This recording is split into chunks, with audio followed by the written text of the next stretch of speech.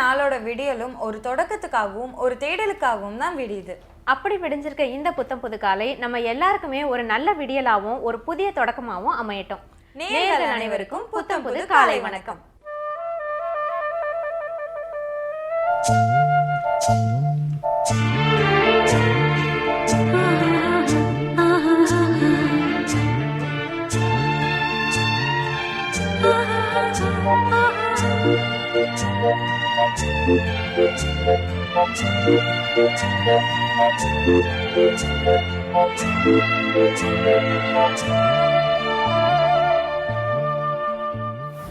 எந்த ஒரு நல்ல தொடக்கத்தையுமே நாம நல்ல நேரம் பார்த்து தான் தொடங்குவோம். அப்படி இந்த நாளோட நல்ல நேரம், ராவகாலம், யமகண்டம், குளிகை தெரிஞ்சுக்கிற செக்மெண்ட் தான் இது சூரியோதயம்.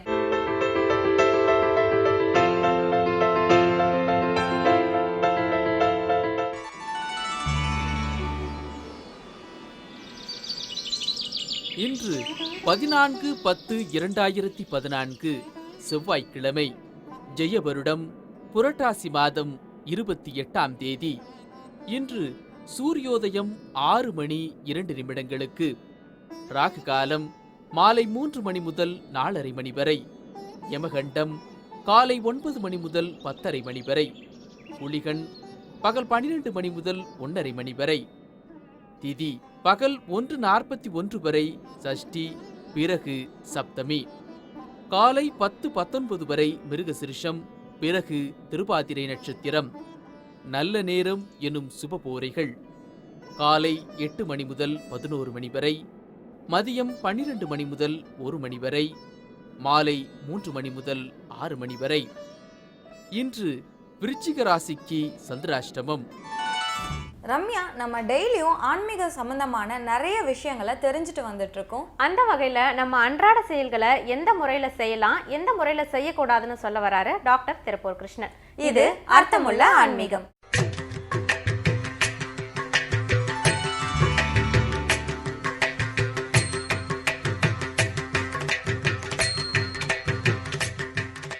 அன்பார்ந்த வேந்தர் தொலைக்காட்சி நேயர்களுக்கு வணக்கம்.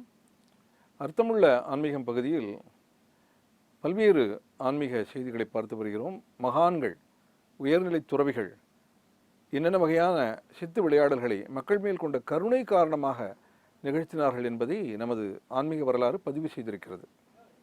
மகான்களுடைய பல்வேறு வகையான செயல்களுக்கு அடிப்படையாக அமைவது என்பது மனித குலத்தின் மேல் அவர்கள் கொண்ட கருணை. திருமூலருடைய வாழ்க்கையை நாம் ஆராய்கிற பொழுது மனித குலத்தின் மேல் மட்டுமல்ல, ஆநிரைகள் மேல் கொண்ட கருணை காரணமாக இத்தகைய ஒரு அற்புதமான சித்து விளையாடலை ஒரு துறவி நிகழ்த்தினார். கூடுவிட்டு கூடு பாய்ந்தார். அதன் மூலமாக நிகழ்ந்த நிகழ்வுகள் என்னென்ன என்கிற தகவல்கள் அறிய கிடைக்கின்றன. உண்மையில் அந்த துறவி கூடுவிட்டு கூடு பாய்ந்ததன் மூலமாக தனது முதல் இருப்பிடமான கூட்டையே அவர் துறக்க வேண்டிய ஒரு நிலைமை நேர்ந்தது. சுந்தரநாதர் என்பவர் ஒரு துறவி. அவர் ஆகாயத்தில் பறந்து வரக்கூடிய ஆற்றல் படைத்தவர். இமயமலையிலிருந்து பறந்து பல்வேறு திருத்தலங்களை தரிசித்து கொண்டு சாத்தனூர் பகுதிக்கு அவர் வந்து சேர்ந்தார். அப்படி வந்து சேர்ந்த அவர் விந்தையான ஒரு காட்சியை கண்டார். ஒரு கானக பகுதி. அங்கே பல ஆநிரைகள், ஆடு மாடுகள், 50-60 ஆடு மாடுகள் கூட்டமாக நின்று கண்ணீர் விட்டு கொண்டிருந்தன. அந்த ஆநிரைகளுடைய கண்ணீர் சுந்தரநாதருடைய கண்களை கலங்க வைத்தது. ஏன் இந்த உயிரினங்கள் இவ்வளவு துன்புறுகின்றன என்று அறிவதற்காக வானிலிருந்து அவர் கீழே இறங்கினார். கீழே இறங்கியதும் தான் அவருக்கு அந்த உண்மை புலப்பட்டது. அந்த ஆநிரைகளை மேய்த்து வந்த அந்த மேய்ப்பன் ஒரு எளிய விவசாயி, மூலன் என்பது அவன் பெயர். அவன் அந்த இடத்தில் இறந்து கிடந்தான். சுந்தரநாதர் என்பவர் ஒரு மிகப்பெரிய தவ யோகி. அவர் வேத விற்பன்னர், சம்ஸ்கிருத பண்டிதர், பல மொழிகளில் பாண்டித்யம் நிறைந்தவர். கைலாயத்தில் இருந்த சிவனும் பார்வதியும் இந்த சுந்தரநாதனுடைய அபாரமான தத்துவ அறிவு எளிய முறையில் தமிழ் மக்களுக்கு பயன்பட வேண்டும் என்று நினைத்தார்கள். ஆகையால் இந்த மூலன் என்கிற அந்த ஆட்டிடையன் அந்த ஆநிரைகளை மேய்த்து கொண்டு வந்தபோது சிவபெருமான் தன் கழுத்தில் இருந்த அந்த நாகப்பாம்பிடம் அறிவுறுத்தி அதை அந்த கானகத்திற்கு அனுப்ப அந்த பாம்பு தீண்டி அந்த மூலன் காலமாகி அங்கே பிரேதமாக கிடந்தான். இதெல்லாம் இறைவன் திட்டப்படி நடக்கிறது என்பதை அறியாத அந்த சுந்தரநாதர் அந்த மூலனுடைய உடலை பார்த்ததும், அந்த உடலை கண்டு ஆனிரைகள் அழுவதை பார்த்ததும் மிகுந்த யோசனையில் ஆழ்ந்தார்.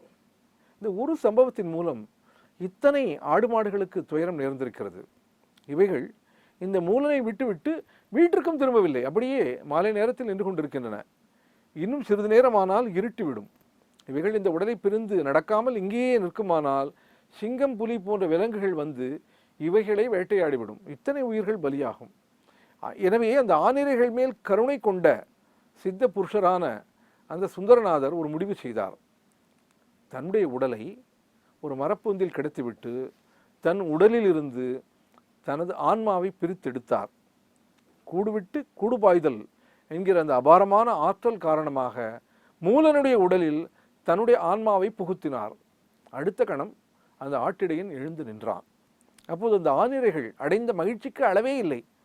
ஆனால் இப்போது மூலன் உடலில் இருக்கிற ஆன்மாவுக்கு தன்னுடைய வீடு எங்கே என்று தெரியாது இல்லையா? அந்த ஆனிரைகள் அவரை அழைத்து சென்றன. அவர் மலர்ச்சியோடு அந்த ஆனிரைகளுடன் நடந்தார். அந்த கொட்டடிக்கு சென்றார். அந்த ஆடு மாடுகளை கொட்டடியில் அடைத்தார். கதவை பூட்டினார். வெளியே வந்தார். மிகப்பெரிய ஒரு சோதனை அவருக்கு காத்து கொண்டிருந்தது. அவர் முன்னே வந்து நின்றாள் அந்த மூலனுடைய உடலுக்கு சொந்தக்காரியான மூலனுடைய மனைவி. அவள் மூலனை வீடு வந்து விட்டீர்களே, வீட்டிற்குள்ளே வாருங்கள் என அழைத்தாள். இவருக்கு என்ன செய்வதென்று தெரியவில்லை. மூலன் உடலில் இருப்பது சுந்தரநாதர்.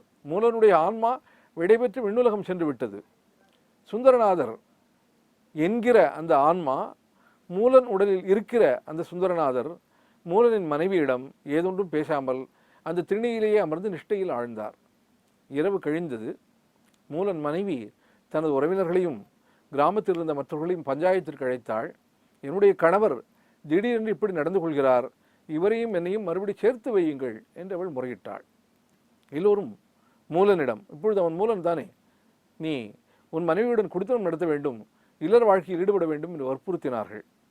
மூலன் தெளிவாக நடந்த விஷயங்களை எல்லாம் விளக்கினார். இது மாதிரி நடந்தது. ஆனிரைகள் பார்த்து அவைகள் மேல் கொண்ட கருணை காரணமாக என்னுடைய ஆன்மாவை என் பழைய உடலிலிருந்து நீக்கி இந்த புது உடலில் நான் புகுந்திருக்கிறேன். உண்மையில் நான் மூலன் அல்ல என்று அவர் சொன்னார். அவர்கள், அப்படியானால் நீ சொல்வது உண்மையானால், அப்படிப்பட்ட பெரிய தவாற்றல் நிறைந்த முனிவருடைய ஆன்மா உன் உடலில் இருக்கிறது என்று உண்மையானால் கானகத்திற்கு வா, உன்னுடைய பழைய உடலை காட்டு என்று கேட்டார்கள். நியாயம்தானே? அந்த கிராமத்து மனிதர்கள், பஞ்சாயத்து செய்ய வந்த பிரமுகர்கள், மனைவி, இவர்கள் அனைவரையும் அழைத்து கொண்டு அந்த மூலன் வேகமாக நடந்தார். அங்கே அந்த எந்த மரப்பொந்தில் தன்னுடைய உடலை கிடத்தினானோ அந்த மரப்பொந்திற்கு அவர்களை அழைத்து சென்றபோது அந்த உடல் அங்கே இல்லை.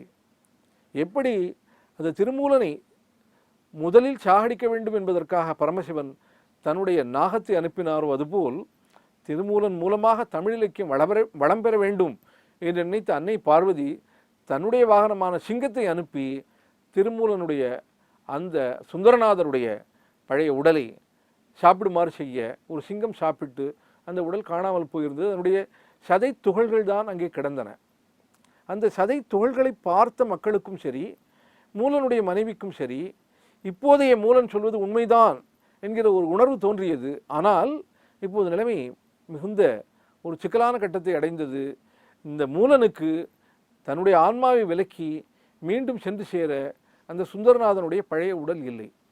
மூலன் விறுவிறுவென்று நடந்து ஒரு மரத்தடியில் அமர்ந்து நிஷ்டையில் ஆழ்ந்தார். மனைவி கிராமத்து மக்களிடமும் பஞ்சாயத்து மனிதர்களிடமும் இவருடைய முகத்திலிருந்து தென்படுகிற ஒளியை பார்த்தாலே இவருடைய கணவர் இல்லை என்று எனக்கு தெரிகிறது, ஆகையால் இவரை தொந்தரவு செய்யாதீர்கள் என்று மன்னிப்பு கேட்டுக்கொண்டு அவள் விடைபெற்று செல்ல அனைவரும் சென்று விட்டார்கள்.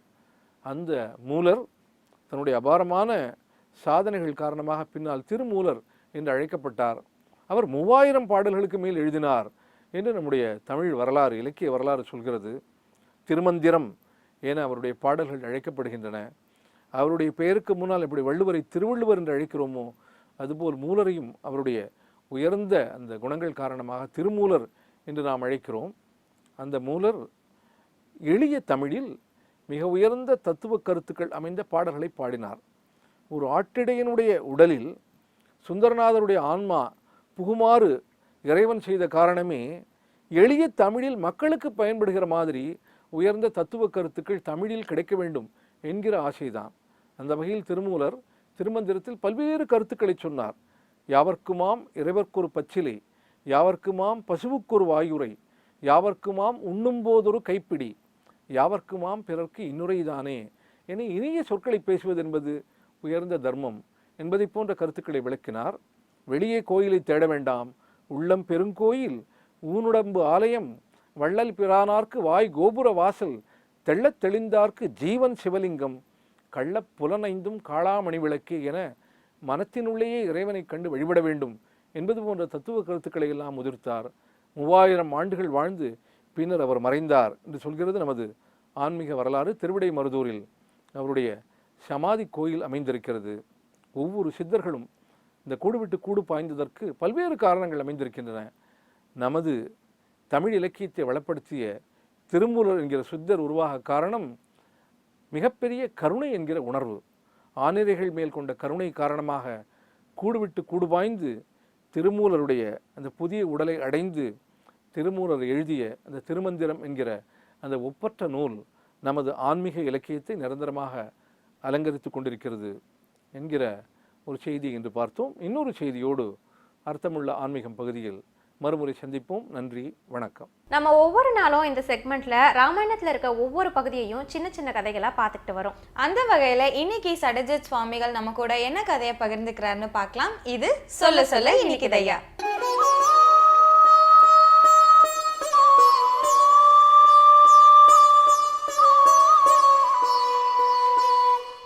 दौहितेह नहरी निवासिनां गङ्गतातिवतिव पुनर्वसु मन्मतेष्वपि पता विलोचनैः पक्ष्मपातमपि वञ्चनां मनः.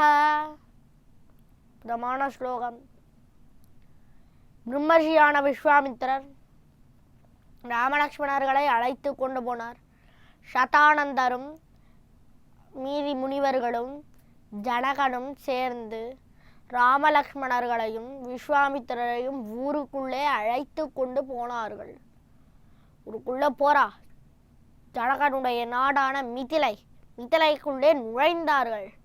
பொழுது அத்தர ஊரிலே எல்லா கிரகத்திலே இருக்கக்கூடிய பெண்களும் தங்கள் உப்பரிக்கையிலே வந்து நின்று கொண்டார்கள்.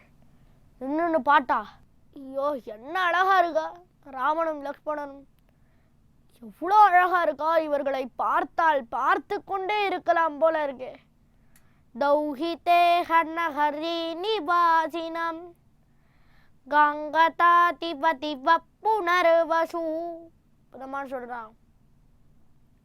என்னடா இது, காலையிலே ஆகாசத்திலிருந்து புறப்பட்டு வந்த 2 புனர்வசு நட்சத்திரங்களைப் போல இருக்கிறார்களே, எவ்வளோ அழகா இருக்கா. இவர்களை பார்த்தால்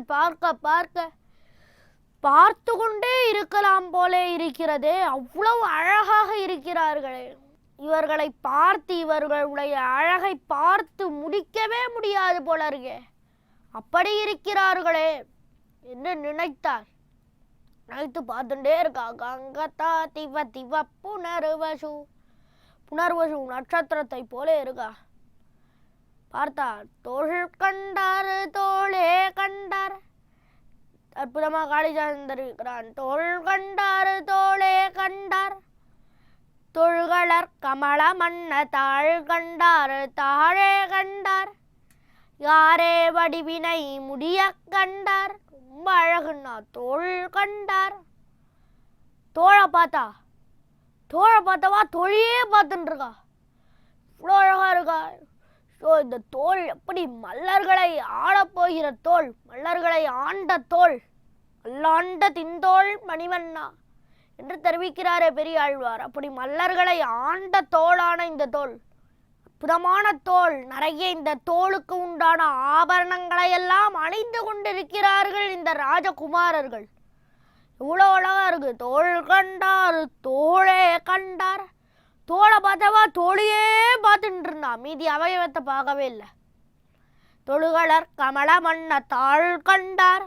திருவடியை பார்த்தா அற்புதமான திருவடின்னா, இவ்வளவு மிருதுவான திருவடி, உலகத்தை எல்லாம் அளந்தானே அப்படிப்பட்ட திருவடி. இந்த திருவடியை வைத்துதானே உலகெல்லாம் அளந்தான். எப்படி அளந்தானோ தெரியல என்ன, இவ்வளவு மிருதுவா இருக்கே இந்த திருவடி என்று பார்த்தார்கள். திருவடியை பார்த்தா திருவடி அழகு, அற்புதமா இருக்கிறது இந்த அழகு. இந்த திருவடியை பற்றினால் ஒழிய நம்மால் பரவதத்திற்கு போய் சேர முடியாதுன்னா என்று அந்த திருவடியினுடைய அழகையே பார்த்துட்டு இருந்தா. திருவடியை பார்த்தவா திருவடியே பார்த்துட்டு இருந்தா. யாரே படிவிடை முடிய கண்டார், யாரு ராமனை முழுதா பார்க்கவே இல்லைன்ட்டார். அவ்விடத்திலே மிதிலையிலே எல்லாரும் ஒவ்வொரு அங்கத்தை மட்டும்தான் பார்த்தார்களே தவிர யாரும் முழுதாக பார்க்கவே இல்லை. அந்த மிதிலையிலே பார்த்தா எல்லாரும் வெய்ய ஆரம்பிச்சா. மன்வதே பிபதா விலோச்சனைஹி, யோ எம்பெருமான் எப்படி இருக்கிறான்? பிபதா பெரிய குளத்தை போல இருக்கிறான், அதிலே நன்றாக இறங்கி இறங்கி நீராடலாம் போல இருக்கிறது. பார்த்தாள், நன்னா திட்ட ஆரம்பிச்சா. பட்சமபாதம பிவஞ்சனம் மனஹா, பிரம்மாவை நன்னா திட்டினான். பிரம்மாவை திட்டி பிரம்மாவினுடைய மனசுல எவ்வளவு வஞ்சகம் பார்த்தியா, இப்படி வஞ்சகம் பண்ணிட்டானே அவனுடைய மனசுல அப்படின்னா எல்லாரும் இது சுவாமி ஒண்ணுமே புரியல. எப்படி ஏதோ ராமனுடைய அழகை பார்த்தா ராமன் ரொம்ப நல்லா இருந்தான்றா, கடைசியில பிரம்மாவை தீட்டுறா. எதுக்காக பிரம்மாவை தீட்டுற? பிரம்மாவுக்கும் ராமனுக்கும் என்ன சம்பந்தம் அப்படின்னா என்ன, நம்மளால கண் கொட்டுற நாளிலே இந்த ராமனை பார்க்க முடியலையே, ராமனுடைய அழகை கண் கொட்டுற நாளில பார்க்க முடியலையே. அந்த நாளிலே அந்த எம்பெருமான் அவனுடைய அழகு அதை பார்க்க முடியவில்லையே, பார்க்க முடியாமல் போய்விடுகிறது. அவ்வளவு அழகாக இருக்கிறான் அந்த எம்பெருமான். எப்படி இருக்கிறான்? வில்லை வைத்து கொண்டிருக்கிறான், வேற அம்பு வைத்து கொண்டிருக்கிறான். தேவர்களுக்கு கண் கொட்டுதலே கிடையாது. அவள்லாம் நன்னா சௌக்கியமா எம்பெருமானை எப்போ பார்த்தாலும் எம்பெருமானையே பார்த்துட்டு இருக்கான். ஆனால் நமக்கு என்ன, கண் கொட்டுதல்னு ஒன்று, இமை கொட்டுதல்னு ஒன்று வச்சுட்டான். அதிகமாக கண் கொட்டுறதும் தப்பு, கொஞ்சமாக கண் கொட்டுறதும் தப்பு. எவ்வளோ அளவில் கண் கொட்டமோ அவ்வளோ அளவு கண் கொட்டணும். அப்படி கண் கொட்டினா கண் கொட்டணும், இல்லைன்னா கண்ணுக்கு பிரச்சனை வந்துடும். இப்படி கண் கொட்டதில் வச்சுருக்கானே, எந்த வஞ்சகம் பற்றியா இந்த பிரம்மாவினுடைய மனசிலே என்று நினைத்து கொண்டார்கள் அந்த பெண்கள் எல்லாரும். அந்த அழகு என்னமா இருக்கான், வில்லை பிடித்து கொண்டிருக்கிறான், அம்பரா துணியை விட்டுருக்கான். 2 பேர் அண்ணா தம்பி 2 பேரும் சேர்ந்து இருக்கிறார்கள். அவ்விடத்தில் 2 பேரும் சேர்ந்து நடந்து வருகிறார்களே, நடை அழகு, என்ன நடை அழகு, எவ்விடத்திலே நடையழகை காணலாம் என்று கேட்டார்கள் பூர்வர்கள். நடையழகை பார்க்கணுமா, ஸ்ரீரங்கத்திற்கு போனோம். ஸ்ரீரங்கம் என்கிற ஊரிலே நடை அற்புதமாக நடப்பர். ஸ்ரீரங்கத்திலே உற்சவர் நம்பெருமாள் என்று சொல்லக்கூடிய ஸ்ரீரங்கநாதன் அற்புதமாக நடப்பன். அவ்விடத்திலே அவனுக்கு 18 கதிகள் உண்டு, தடையோ கதிகள். அதே போல உய்யாரி நடை என்று ஒன்று உண்டு, அற்புதமாக நடப்பன் அவ்விடத்திலே. அப்படிப்பட்ட நடைகளெல்லாம் அவ்விடத்திலே அந்த ராமனுக்கு உண்டுன்னா எப்படி நடக்கிறான் அவன்? நடையழகு என்ன, நடந்து வரக்கூடிய அழகு என்ன, அவனுடைய கூந்தலுடைய அழகு என்ன. மைவண்ண நறுங்குஞ்சி குழல் பின் தாளா, மகரம் சேரு குழையிரு பாடிலங்கியாட, வண்ணவன் சிலையே துணையாய் இங்கே இருவராய் வந்தார், என் முன்னே நின்னார். கைவண்ணம் தாமரை வாய் கமலம் போலும் கண்ணினையுமரவிந்தம் நடியுமகுதே, அவ்வண்ணத்தவர் நிலைமை கண்டும் தோழி அவரணாம் தேவரன் அஞ்சினோமே தெரிவிக்கிறார். மைவண்ண நறுங்குஞ்சி குழல் பின்தாளா, பின்னாடி கூந்தல் 2 பக்கமும் ஆடின்றிருக்கு கூந்தல். நடந்து வந்தான்னா அந்த கூந்தல் 2 பக்கமும் பறக்கிறது அந்த கூந்தலானது. மகரம் சேரு குலையிரு பாடிலங்கியாடா, 2 பக்கமும் காதணி. நன்றாக எங்கூர் பக்கத்தில் ஒரு பெருமாள் இருக்கிறார், தென்திருப்பேரை என்கிற ஊரில் இருக்கிறார். அவருக்கு மகர நெடுங்குழைக்காதர் என்றே பெயர். என்ன மகரம் மகரம் என்றால் மீன், மகரம் நெடுங்குழை, குழை என்றால் காதணி, காதுக்கு தோடு, பெரிய மீனை போல இருக்கக்கூடிய மிகப்பெரிய தோடை அணிந்து கொண்டிருக்கக்கூடிய பெருமாள். மகரம் சேர் குழை இருபாடு, 2 பக்கமும் குண்டலங்கள் தொங்குகின்றன. நடந்து வரக்கூடிய காலத்திலே குழையிருபாடிலங்கி ஆட, ஆடறது அந்த குண்டலங்கள். வண்ணவன் சிலையே துணையாய் இங்கே இருவராய் வந்தார் என் முன்னே நின்னார். 2 பேர் அப்படி நடந்து வரான்னா எப்படி இருக்கா? கை வண்ணம் தாமரை, கை தாமரை, கையை பார்த்தால் கை தாமரை. வாய் கமலம் போலும், வாய் பார்த்தா வாயும் தாமரை. கண்ணினையும் அரவிந்தம், கண்ணு பார்த்தா கண்ணும் தாமரை. அடியும் அகுதே, அடி திருவடியை பார்த்தா திருவடியும் தாமரைன்னா. வண்ணத்தவர் நிலம கண்டும் தோழி, எல்லாம் தாமரை, எதை எடுத்தாலும் தாமரை. தாமரை போல வருகிறான் அந்த எம்பெருமான். அப்படிப்பட்ட அந்த ராமன் எவ்வளவு அழகா இருக்கிறான். அவனுடைய கண், அவனுடைய அழகு என்னமா இருக்கிறான். அவனுடைய கண்ணழகு என்ன, காதழகு என்ன. எழிலுடைய வம்மணமீர் எண்ணரங்கத்தின் அமுதர், குழழகர் வாயழகர் கண்ணழகர், கொப்பூளில் எழுகமள பூவழகர் எம்மானார், என்னுடைய கழல் வளையை தாமும் கழல் வளையே ஆக்கினரே. எழிலுடைய அம்மணமீர் எண்ணரங்கத்தின் அமுதர், திருவரங்கத்தில் இருக்கிறானே திருவரங்கராஜர் உற்சவர் மூலவர். குழழகர், காதிலே காதணி, அது அழகு. குழழகர் வாயழகர், வாய் அதுவும் அழகு. கண்ணழகர், கண்ணும் அழகாக இருக்கக்கூடியவர். கொப்பூளில் எழுகமள பூவழகர், கொப்பூல் நாபி கமலம், அதிலிருந்து தாமரை வந்தது. தாமரையிலே பிரம்மாவை சிருஷ்டித்தான், அது அழகுன்னா. அப்படிப்பட்ட அந்த எம்பெருமான் எல்லாம் அழகாக இருக்கக்கூடியவன். அவனுடைய அழகை பார்த்தால் பார்த்து கொண்டே இருக்க வேண்டும். அதிலிருந்து கண்ணை எடுக்கவே முடியாதுன்னா. அதிலிருந்து கண்ணை திருப்பணும்னா வேற இடத்துக்கு கண்ணை பேர்த்துத்தான் எடுக்க வேண்டும் என்று தெரிவிக்கிறார்கள். ஒரு பாசுரம். வாயவனையல்லது வாழ்த்தாது, கையுலகம் தாயவனையல்லது தாம் தொழா, பேய் முளரஞ்சூனாக உண்டான் உருவுடு பேரல்லால் காணா கண் கேழா செவி. வாயவனையல்லது, வாய்னா என்ன? அவனை தவிர வேறு யாரையுமே பாடாது, அப்படிப்பட்டது என்னுடைய வாய். கையுலகம் தாயவனையல்லது தாம் தொழா, உலகத்துக்கெல்லாம் தாயாக இருக்கக்கூடியவன் அந்த எம்பெருமான். அவனை தவிர்த்து வேறு யாரையும் என்னுடைய கை தொழவே தொழாது, அவனை மட்டும்தான் தொழும். பேய் மூலரஞ்சூனாக உண்டான், பேய் யாரு?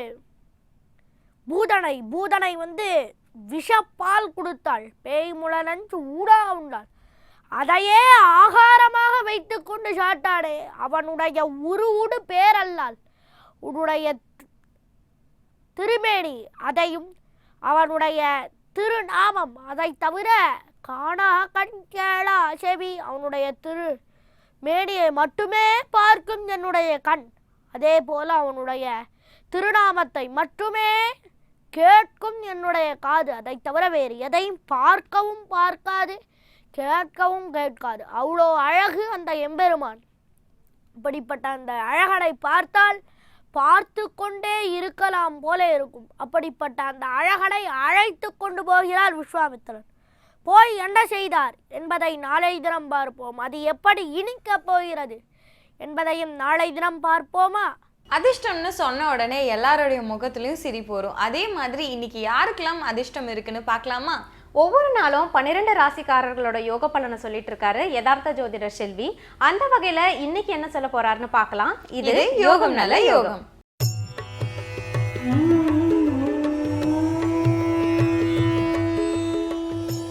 வேந்தர் டிவி நேயர்கள் அனைவருக்கும் இனிய காலை வணக்கம். யோகம் நல்ல யோகம் நிகழ்ச்சியின் மூலியமாக ஒவ்வொரு நாளும் அன்றன்றைக்கு உண்டான ராசி பலன்களை நாம் பார்த்து கொண்டு வருகின்றோம். இன்றைய நாளானது பார்த்தீர்கள் என்றால் 14/10/2014 ஆண்டு புரட்டாசி 28ஆம் நாள் செவ்வாய்க்கிழமை. ஒவ்வொரு ராசிக்கு உண்டான பலன்களை பார்ப்போமாக. முதலாவதாக நாம் பார்க்கக்கூடிய ராசி மேஷ ராசி. மேஷ ராசிக்காரர்களுக்கு இன்றைய நாள் பார்த்தீர்கள் என்றால் தொட்டது தொடங்கக்கூடிய நாள். எனவே நீங்கள் அது எந்த தொழிலில் செய்தாலும் எந்த உத்தியோகத்தில் இருந்தாலும் உங்களுடைய எண்ணங்களுக்கு ஏற்றமாறு வெகுமதிகளும் பெரிய அளவுக்கு கௌரவங்களும் தன்னம்பிக்கையும் ஏற்படும். புதிய முயற்சிகள் செவ்வாய்க்கிழமை என்று ஒத்தி வைக்காமல் அதற்குண்டான முழு ஈடுபாடுடன் இருந்தீர்கள் என்றால் சகல விதத்தில் ஏற்றமும் அனுகூலமும் ஏற்படுத்தி தரும். அரசு துறையில் இருப்பவர்களுக்கு பெரிய அளவுக்கு கௌரவமும் அனுகூலமும் ஏற்படுவதுடன் படைப்பாளிகளுக்கு உங்களுடைய படைப்புகள் மற்றவர்களால் பாராட்டப்படக்கூடிய அளவுக்கு இன்றைய நாள் உங்களுக்கு காணப்படுவதை மேஷராசிக்காரர்கள் சரியாக பயன்படுத்தி கொள்ள வேண்டும். அடுத்ததாக நாம் பார்க்கக்கூடிய ராசிக்காரர்கள் ரிஷபராசிக்காரர்கள். ரிஷபராசிக்காரர்களுக்கு இன்றைய நாளில் பார்த்தீர்கள் என்றால் குடும்பத்தில் மட்டும் சிறு குழப்பங்கள் இல்லாமல் பாதுகாத்து கொண்டாலே போதும். துணை அல்லது துணைவியாருடன் சிறிய வாக்குவாதங்களோ சிறிய கோபதாபங்களோ, தேவையில்லாத ஒரு சாதத்தில் சூடு இல்லை சாதத்தில் சூடு குறைந்ததற்கெல்லாம் சண்டை போட்டுக்கொள்வது எந்த விதத்தில் நியாயம் என்பதை மட்டும் ரிஷபராசிக்காரர்கள் உணர வேண்டும். மற்றபடி வெளிவட்டாரம் உத்தியோகம் மற்ற அனைத்து விஷயங்களும் சிறப்பாக காணப்படுவதனுடன் வயிற்றில் ஏதேனும் ஓத்திரம் திடீரென்று காணப்பட்டால் மட்டும் மருத்துவ ஆலோசனையை தள்ளி கொண்டு போகாமல் இருப்பது புத்திசாலித்தனம். அடுத்ததாக நாம் பார்க்கக்கூடிய ராசிக்காரர்கள் மிதுன ராசிக்காரர்கள். மிதுன ராசிக்காரர்கள் இன்று ஒரு விஷயத்தில் கவனமாக இருக்க வேண்டும்.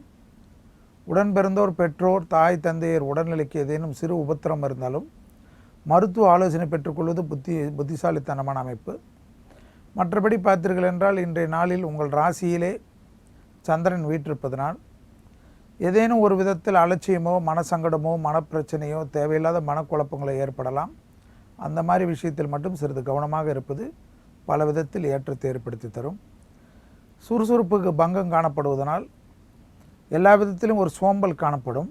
எனவே காலையில் எழுந்தவுடனே குளித்துவிட்டு மற்ற வேலைகளை ஆரம்பிப்பது பல விதத்தில் நல்ல விஷயத்தை அனுகூலத்தை ஏற்படுத்தி தரும்.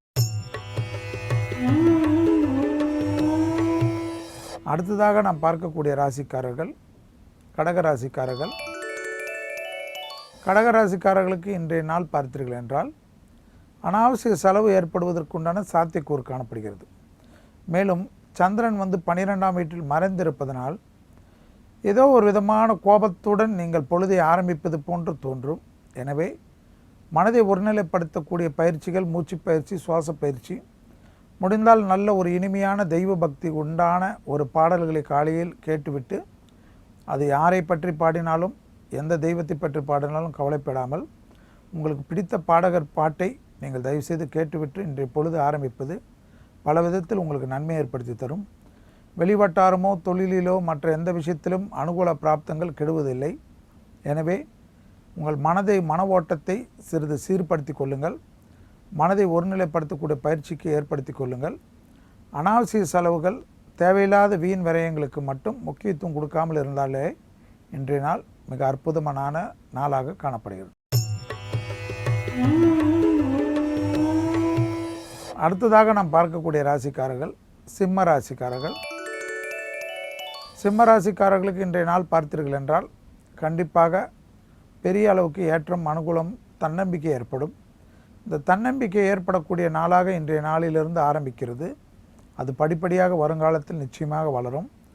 அதே சமயம் உங்களுடைய மனதிற்கு ஏற்றவாறு கூடா சகவாசம் கேடு விளையும் என்பதை மட்டும் நீங்கள் நினைவில் வைத்து கொள்ள வேண்டும்.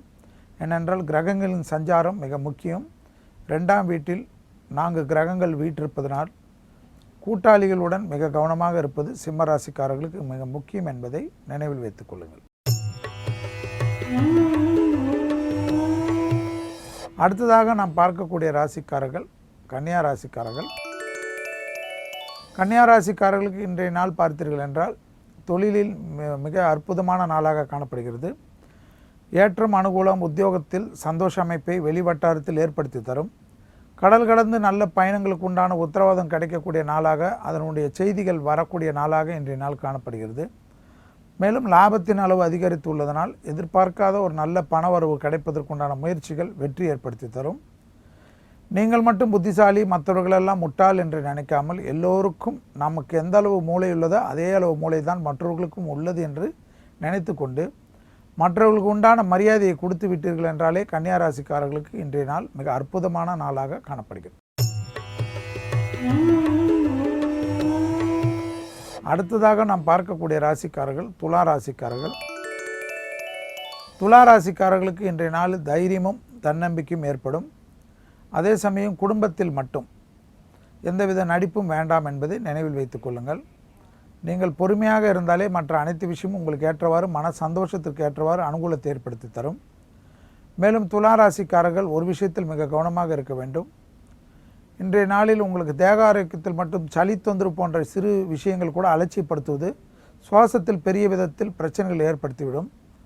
எனவே துலா ராசிக்காரர்களுக்கு வெளிவட்டாரமோ உத்தியோகத்திலேயோ வியாபாரத்திலேயோ அனுகூலங்களுக்கு பங்கம் இல்லாமல் காணப்படுவதை சந்தோஷமாக கொண்டாடக்கூடிய நாளாக இன்றைய நாள் காணப்படுகிறது.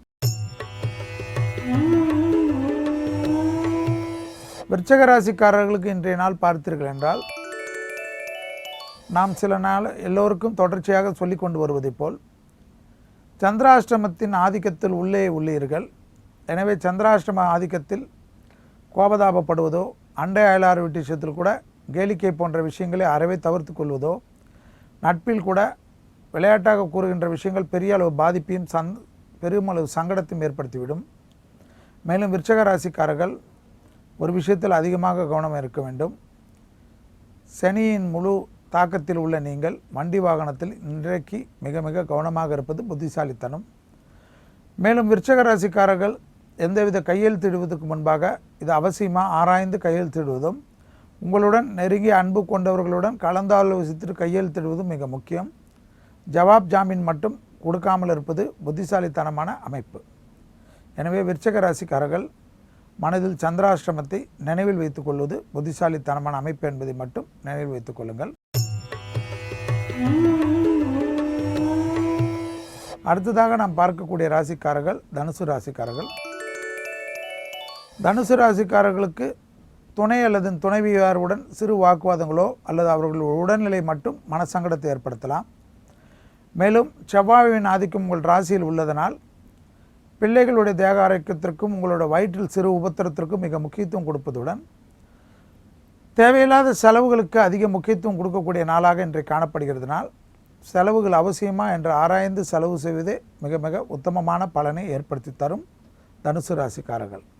எனவே பண விஷயத்தில் கொடுக்கல் வாங்கலில் மட்டும் அதிக கவனமாக இருப்பது மிக புத்திசாலித்தனமான அமைப்பு. அடுத்ததாக நாம் பார்க்கக்கூடிய ராசிக்காரர்கள் மகர ராசிக்காரர்கள். மகர ராசிக்காரர்கள் இன்றைய நாள் பார்த்தீர்கள் என்றால் உங்களுக்கு பல விதத்தில் அனுகூலங்கள் நிச்சயமாக ஏற்படும். குறிப்பாக தைரியமும் தன்னம்பிக்கை வளர்வதுடன் வியாபாரத்தில் அபிவிருத்தி ஏற்படுவதற்குண்டான நல்ல செய்திகள் வரும்.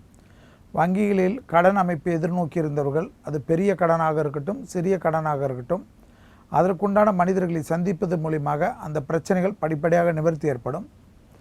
மேலும் மகர ராசிக்காரர்களுக்கு ஒரு விஷயத்தில் மிகப்பெரிய அற்புதமான அமைப்பை ஏற்படுத்தி தரக்கூடிய நாட்கள் ஆரம்பித்துள்ளது. எனவே கொடுக்கல் வாங்கலில் காணப்பட்ட இந்த பிரச்சனைகள் படிப்படியாக முடிவுக்கு வருவதுடன் பணவரத்துக்கு உண்டான நல்ல செய்திகள் கிடைப்பது குடும்பத்திலும் உங்கள் தனிப்பட்ட வாழ்க்கையிலும் தன்னம்பிக்கை ஏற்படுவதற்குண்டான சாத்தியக்கூறுகள் காணப்படுவதை மகர ராசிக்காரர்கள் உணர வேண்டும்.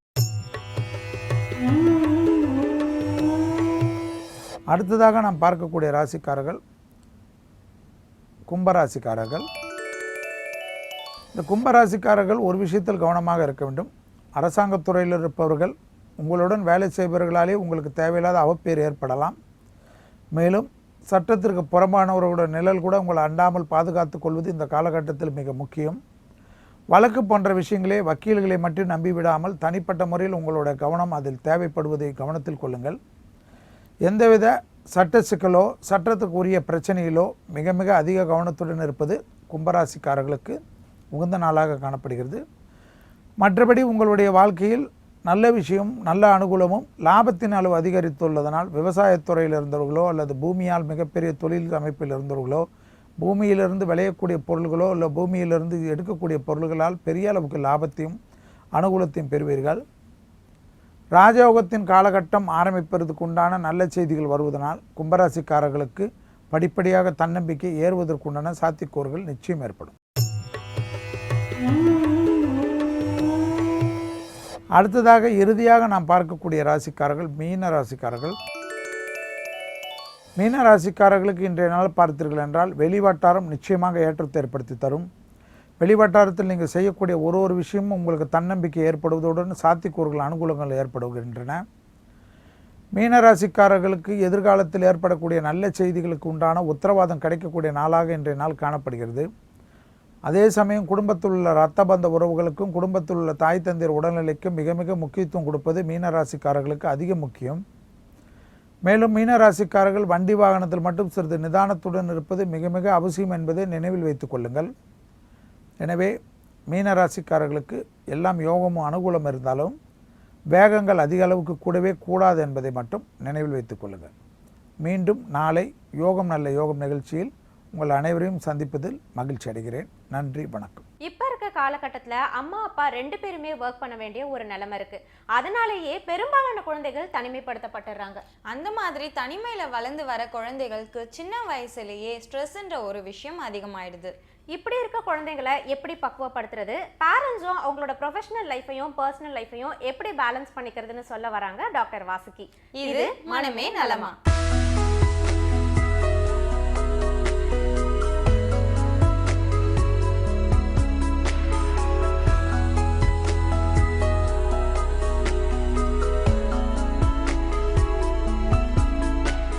வேந்தர் டிவி நேயர்களுக்கு புத்தம்புது காலை வணக்கம்.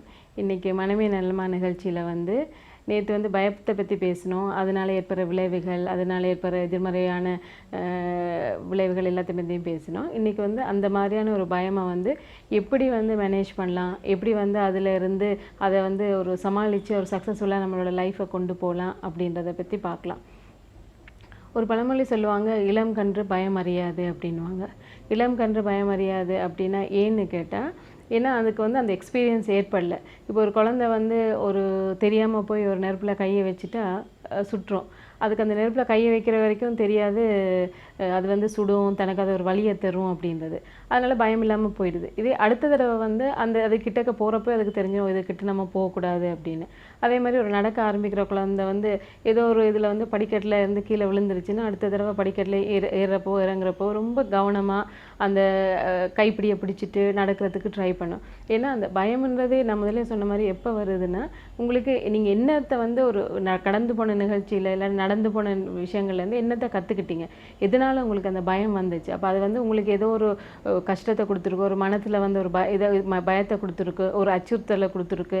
அப்படிங்கிறப்போ தான் அந்த பயம் என்ற உணர்வு வரும் அப்படின்றத பற்றி நேற்று சொல்லியிருந்தேன். இன்றைக்கி இதை இது பண்ணுறப்ப என்ன சொல்லுவாங்கன்னா, எப்போவுமே தைரியத்தை இழக்கக்கூடாது, தைரியம் இல்லைன்னா ஒன்றுமே இல்லை அப்படின்வாங்க. ஸோ இந்த கரேஜ், இந்த தைரியம் அப்படின்றது என்னென்னா, பயமே இல்லாமல் இருக்கிறது தைரியம் கிடையாது. அந்த பயத்தை எப்படி போக்குறது அப்படின்ற தெரிஞ்சுக்கிறது தான் தைரியம். ஸோ யாருமே பயமே இல்லாமல் இருக்க முடியாது. ஒரு மனிதனுக்கு வாழ்க்கையில் பயமே இல்லைன்னா எல்லாம் என்ன வேணாலும் பண்ணுவாங்க, எது வேணாலும் பண்ணுவாங்க. ஸோ அந்த பயம்ன்றது ரொம்ப கட்டாயமான ஒரு சர்வைவல் டெக்னிக். அது நம்மளோட ஒரு வாழ்வாதாரத்துக்கு ரொம்ப முக்கியமான ஒன்று. ஆனால் அதை எப்படி அதுலேருந்து வெளியில் வர்றது அப்படின்றதுக்கு அதுக்கு தான் அந்த கரேஜ், அந்த தைரியம் அப்படிங்கிறது ரொம்ப தேவையான ஒன்று. ஸோ இந்த தைரியம் அப்படின்றது என்னென்னு பார்த்தீங்கன்னா, சில பேர் அசட்டு தைரியம், இல்லை நான் பண்ணி பார்க்கலாம், நான் செஞ்சு பார்க்குறேன், இப்போ என்னதான் நடக்குதுன்னு பார்க்கலாம் அப்படின்றது அது கூட கிடையாது. ஸோ அந்த அசட்டு தைரியம்னா எப்போ வருதுன்னா, நம்மளோட எபிலிட்டி என்ன, நம்ம செய்ய போகிற விஷயத்துக்கு அதுக்கான ஒரு எபிலிட்டி நம்மள்ட்ட இருக்கா, அப்படின்ற கெப்பாசிட்டி இருக்கா அப்படின்ற தெரியாமல் ஒன்று செய்கிறப்போ சில நேரம் அது நம்மளோட உயிருக்கும் அச்சுறுத்தலாக வரும், இல்லை வேறு மாதிரியான ஒரு பிரச்சனைகளையும் உண்டு பண்ணும். ஒரு டயபெட்டிக், ஒரு டயபெட்டிக் பேஷண்ட் அப்படின்னு வச்சுப்போம். அதெல்லாம் எதுவுமே இல்லை, நான் நல்லா நடந்துட்டுருக்கேன், டயட்டில் கண்ட்ரோலாக இருக்கேன், அதெல்லாம் டாக்டர் ஏதோ இது பண்ணுறாரு, நான் இவ்வளோ ஸ்வீட் வேணால் சாப்பிடுவேன், அதை சாப்பிட்டு என்னால் எக்ஸசைஸ் பண்ணி ஒரு டயட்டிங் பண்ணி என்னால் அதிலேருந்து வெளியில் வர முடியும் அப்படிங்கிறது ஒரு ஒரு ஒரு சாப்பிட்டுட்டு அதனால் சில நேரம் ஒரு பிரச்சனைங்க வர்றப்போ அது எந்தளவுக்கு அதை பாதிக்கும் அப்படின்றது இதெல்லாமே ஒரு அசட்டு தைரியம். உங்களால் என்ன முடியும், அதுலேருந்து என்ன உங்களால் செய்ய முடியும் அப்படின்னு அந்த கெப்பாசிட்டி தெரியாமல் சில வேலைகளை ட்ரை பண்ணுறது சில பேர் ப்ரூவ் பண்ணணும்னு பார்ப்பாங்க, எனக்கு அதெல்லாம் பயமெல்லாம் எதுக்குமே பயம் இல்லை அப்படின்னு. அதே மாதிரி ஒரு நாய் ஒரு எப்படி கடிக்குமா கடிக்காதான்ற தெரியாத ஒரு நேரத்தில் எனக்கு எந்த பயமுமே இல்லை அப்படின்னு நாயை போய் சீந்தி அது ஏதாவது ஒன்று கடிச்சிருச்சுன்னா அதுக்கப்புறமா நம்ம அடுத்து என்ன செய்யணும் அப்படின்றத யோசிக்கிறத விட நம்மளால் இதை செய்ய முடியுமா. அதனால தான் நான் முதலே சொன்னேன், இந்த ஃப்ளைட் ஃபைட்டுன்றது ஒன்று போராடணும், இல்லை அதுலேருந்து விலகி போயிடணும். ஸோ இதுதான் ஒரு சரியான ஒரு ஃபியரை மேனேஜ் பண்ணுறதுக்கான ஒரு வழி. அது மட்டும் இல்லாமல் அதிலேருந்து வந்து என்ன விதமான பயம், நான் முதலே சொன்ன மாதிரி அந்த அன்ஃபவுண்டட் ஃபியர் அப்படின்னு இருக்குது. உங்களுக்கு தெரியாத ஒரு பயம். அப்போ உங்களுக்கு தெரியாமல் என்ன காரணம்ன்றது தெரியாமல் இது வந்து உங்களை எஃபெக்ட் பண்ணுது, இது வந்து உங்களை வந்து ஒரு பிரச்சனைக்கு உண்டாக்குது அப்படின்றப்ப அதை வந்து அது சம்மந்தப்பட்டவங்ககிட்டயோ ஒரு ப்ரொஃபஷனல்கிட்டையோ இல்லை ஒரு யார் உங்களை சரியாக கைட் பண்ணுவாங்க அப்படின்றத அவங்கக்கிட்ட பேசி இந்தந்த சந்தர்ப்பத்தில் வந்து எனக்கு ஒரு மாதிரி என்னோட உடலில் வந்து வேறு மாதிரியான மாற்றங்கள் இருக்குது, அதாவது ஒரு பால்பிட்டேஷன், என்னோட ஹார்ட் பீட் வந்து ஜாஸ்தியாகுது, என்னோட பிளட் ப்ரெஷர் ஜாஸ்தியாகுது, இல்லை வந்து கையெல்லாம் வேர்க்குது, உடம்பெல்லாம் ஏசியில் இருந்தால் கூட உடம்பெல்லாம் வேர்க்குது, இப்படின்றப்ப வந்து இது வந்து இண்டிகேட் பண்ணது உங்களை அறியாமல் உங்களுக்குள்ள அந்த பயம் இருக்குன்னு. ஸோ எதனால் அந்த பயம் வருது அப்படின்றத கண்டுபிடிக்கிறது வந்து ரொம்ப முக்கியமான ஒரு விஷயம். அதனால அந்த அன்ஃபவுண்டட் ஃபியர், இப்போ உங்களுக்கு வந்து இதுக்கு தான் எனக்கு பயம் அப்படின்னு தெரிஞ்சிச்சுன்னா அதை டீல் பண்ணுறது ஒரு விதமாக இருக்கும். தெரியாத என்ன காரணமே தெரியாத ஒரு பயம் என்னன்றது தெரியாமல் இருக்கிறப்ப வந்து அதை தெரிஞ்சு கொள்ள வேண்டியது வந்து ஒரு முக்கியமான ஒரு ஸ்டெப் ஒன்று இந்த ஃபியர் மேனேஜ்மெண்ட்டில். ஸோ இதுக்கு அடுத்ததாக வந்து அந்த மாதிரி சந்தர்ப்பங்களை வந்து எப்படி நீங்கள் எதிர்கொள்ளலாம் அப்படிங்கிறத வந்து அந்த நாலேஜை நீங்கள் கொண்டு வர்றது, இந்த ஃபியர்லேருந்து சரி அப்படியே வந்து இதில் இருந்தால் கூட இதனால் வந்து என்னென்ன விளைவுகள் வரும், இதனால் எனக்கு என்னென்ன பாதிப்புகள் வரும், அந்த மாதிரி ஒரு பாதிப்புகள் வர்றப்போ வந்து அதை நான் என்ன செய்யலாம் அப்படின்னு ஒரு செல்ஃப் அனாலிசிஸ் பண்ணுறதும் வந்து ரொம்ப ஒரு தேவையான ஒரு விஷயம். அது மட்டும் இல்லாமல் ஒரு மனிதனுக்கு வந்து யாராக இருந்தாலும் வந்து தெரிய வேண்டிய 2 விஷயம் வந்து அவங்களோட பலம் என்ன, பலவீனம் என்னன்றது, ஸ்ட்ரென்த் என்ன, வீக்னஸஸ் என்ன அப்படின்றது. அந்த ஸ்ட்ரென்த்தை வந்து தன்னோட டெவலப் பண்ணுறதுக்கு அதை யூஸ் பண்ணிக்கிற மாதிரியும், வீக்னஸை வந்து அதுலேருந்து எப்படி நான் வெளியில் வரலாம் அப்படின்றதுக்காக யூஸ் பண்ணுற மாதிரி இருந்தால் அவங்களுக்கு வந்து நிறைய ஒரு கான்ஃபிடென்ஸ் இருக்கும், நிறைய வாழ்க்கையில் வந்து அவங்க நினச்சதை வந்து சாதிக்க முடியும். இந்த வீக்னஸஸில் சில நேரம் வந்து எதுக்கெடுத்தாலும் பயப்படுவாங்க. ஒரு டாக்டருக்கு போகிறதுக்கு பயம், ஒரு ட்ரெயினில் போகிறதுக்கு பயம், ஃப்ளைட்டில் போகிறதுக்கு பயம், ஒரு லிஃப்ட்டில் மேலே போனால் வந்து ஒரு உயரத்தை பார்த்தா பயம், இதெல்லாம் வந்து ஒரு ஃபோபியா. சின்ன சின்ன பயங்கள் இருக்கிறதுன்றது வேறு. சின்ன சின்ன பயங்கள்னால் ஓகே, ஒரு நாயை பார்த்து நாய் வந்து கடிச்சிருமோ அப்படின்னு அதுகிட்ட ஜாக்கிரதையாக இருக்கிறது வந்து சாதாரணமான பயம். இல்லை வந்து உங்களோட கடந்த காலத்தில் உங்களுக்கு ஏற்பட்ட அனுபவங்கள், ஏதாவது ஒரு ஃப்ரெண்டு வீட்டுக்கு போனப்போ வந்து ஏதாவது நாய் கடிச்சிருந்துருக்கலாம், அதனால வந்த ஒரு ஃபியராக கூட இருக்கலாம். ஆனால் என்னவே தெரியாமல் நீங்களாக வந்து அதை இன்னொரு முக்கியமான விஷயம் என்னென்னா, இந்த பயத்தில் வந்து 2 விதம் இருக்குது. ஒன்று வந்து உண்மையான பயம், இன்னொன்று வந்து கற்பனையான பயம். இந்த கற்பனையான பயத்தில் வந்து அதுக்குள்ளே இருக்கிறவங்களை வெளியில் கொண்டு வர்றது ரொம்ப கஷ்டம். ஏன்னா அவங்களோட கற்பனைக்கு வந்து ஒரு அளவே இருக்காது. இப்படி இந்த தென்னாலி படத்தில் பார்த்துருப்பீங்க, அதில் வந்து எப்படி எது எடுத்தாலும் பயம் பயம் பயம்னு சொல்லுவாங்க. ஸோ அது வந்து உண்மையிலே சில பேருக்கு அந்த பிரச்சனை இருக்குது. அவங்களுக்கு வந்து எல்லாமே இமேஜின் பண்ணிப்பாங்க, இது இப்படி இருக்குமோ, இது இப்படி போனால் இப்படி ஆகிடுமோ, இப்போ வந்து அவங்க வீட்டில் வந்து ஏதாவது ஒரு டெத்து நடந்திருக்கலாம், அப்போ எனக்கு வந்து இந்த மாதிரி ஆகிடுமோ, இல்லை ஒரு பேப்பரில் நியூஸ் படிச்சிருந்துருக்கலாம், ஒரு 40 வயசுக்காரங்க ஒருத்தங்களுக்கு வந்து ஹார்ட் அட்டாக் வந்துருச்சுன்னு, அப்போ எனக்கு வந்து 42 வயசு, எனக்கு இந்த மாதிரி வந்துருமோ.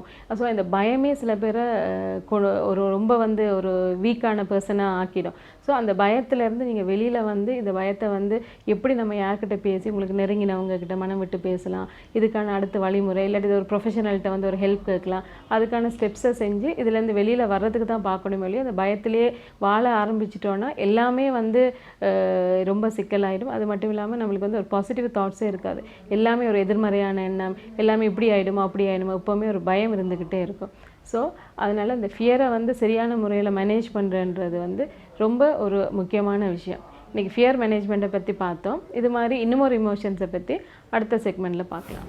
ரம்யா, அடுத்து என்ன செக்மெண்ட்னு தெரியுமா? தெரியுமே, உடலின் மொழி தானே. ஆமாம், தொடர்ந்து நம்ம பல்வேறு ஆசனங்கள் பற்றி தான் பார்த்துட்டு வரோம். அந்த வகையில் இன்னைக்கு என்ன யோகாசனம் கற்றுக்க போகிறோம்னு பார்க்கலாம். இது உடலின் மொழி.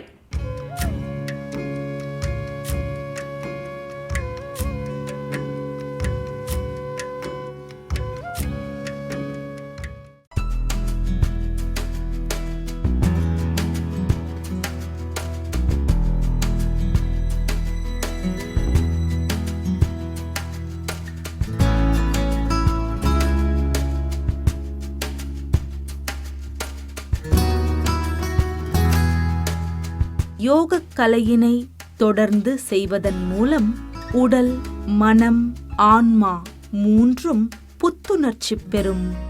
அப்படி நமக்கு புத்துணர்ச்சியை அளிக்கக்கூடிய யோகாசனங்களில் இன்று நாம் காணவிருப்பது அர்த்தகட்டி சக்கராசனம்.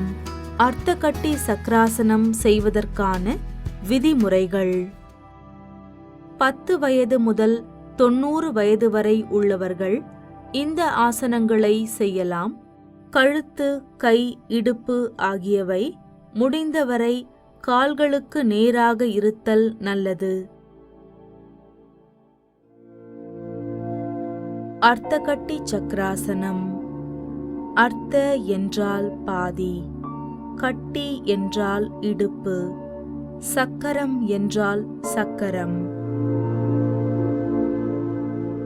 நேராக நின்ற நிலையில் மூச்சினை உள்ளே இழுத்தவாறு வலது கையை பக்கவாட்டில் தோள்பட்டை வரை உயர்த்தவும்.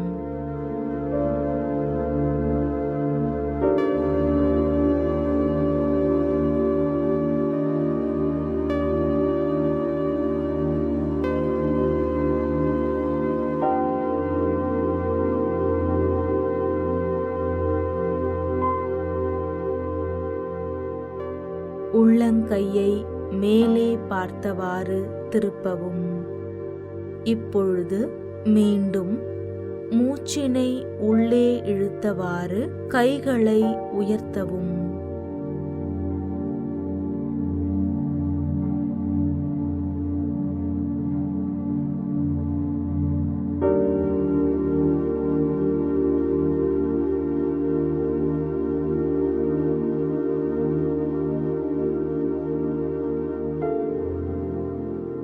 சிறிது நேரம் கழித்து மூச்சினை வெளியே விட்டவாறு உடலினை இடதுபுறம் வளைக்கவும்.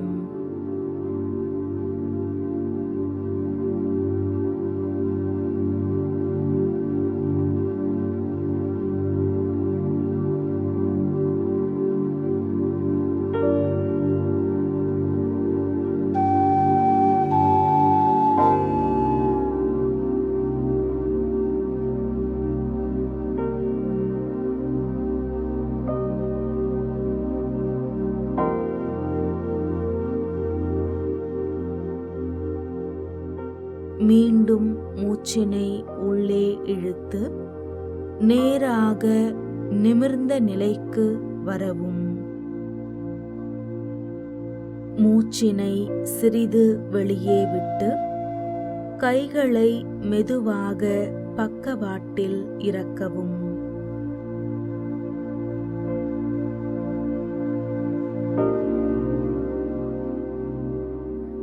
இப்பொழுது உள்ளங்கையை கீழே பார்த்தவாறு திருப்பவும். பின்னர் கைகளை கீழே இறக்கி ஆரம்ப நிலைக்கு வரவும்.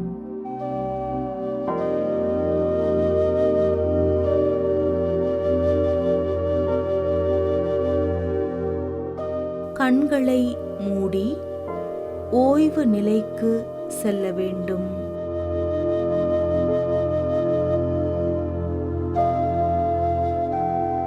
இந்த ஆசனத்தை தொடர்ந்து செய்வதால் இடுப்பு பகுதியில் உள்ள கொழுப்புகள் குறையும், இடுப்பு வலி, மலச்சிக்கல் போன்றவை குணமடையும்.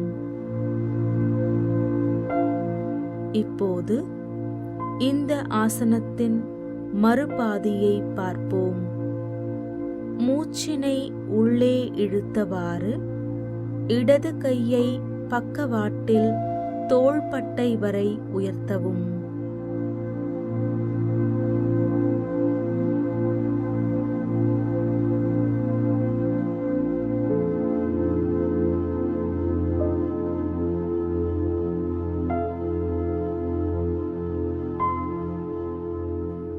உள்ளங்கையை மேலே பார்த்தவாறு திருப்பவும். இப்பொழுது மீண்டும் மூச்சினை உள்ளே இழுத்தவாறு கைகளை உயர்த்தவும்.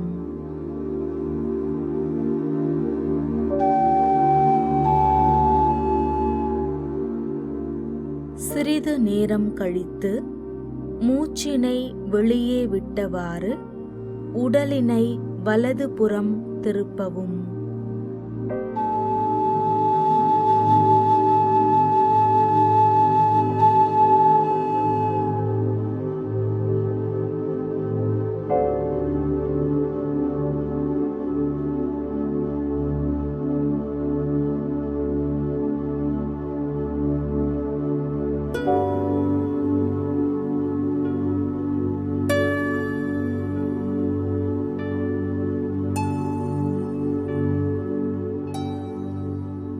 மீண்டும் மூச்சினை உள்ளே இழுத்து நேராக நிமிர்ந்த நிலைக்கு வரவும்.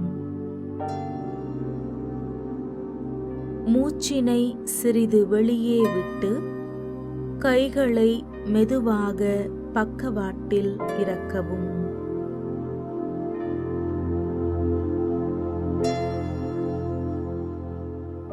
இப்பொழுது உள்ளங்கையை கீழே பார்த்தவாறு திருப்பவும்.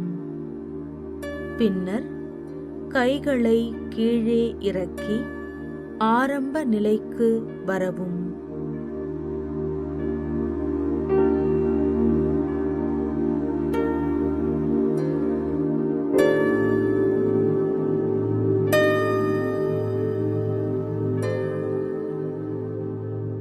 கண்களை மூடி தியானிக்க வேண்டும்.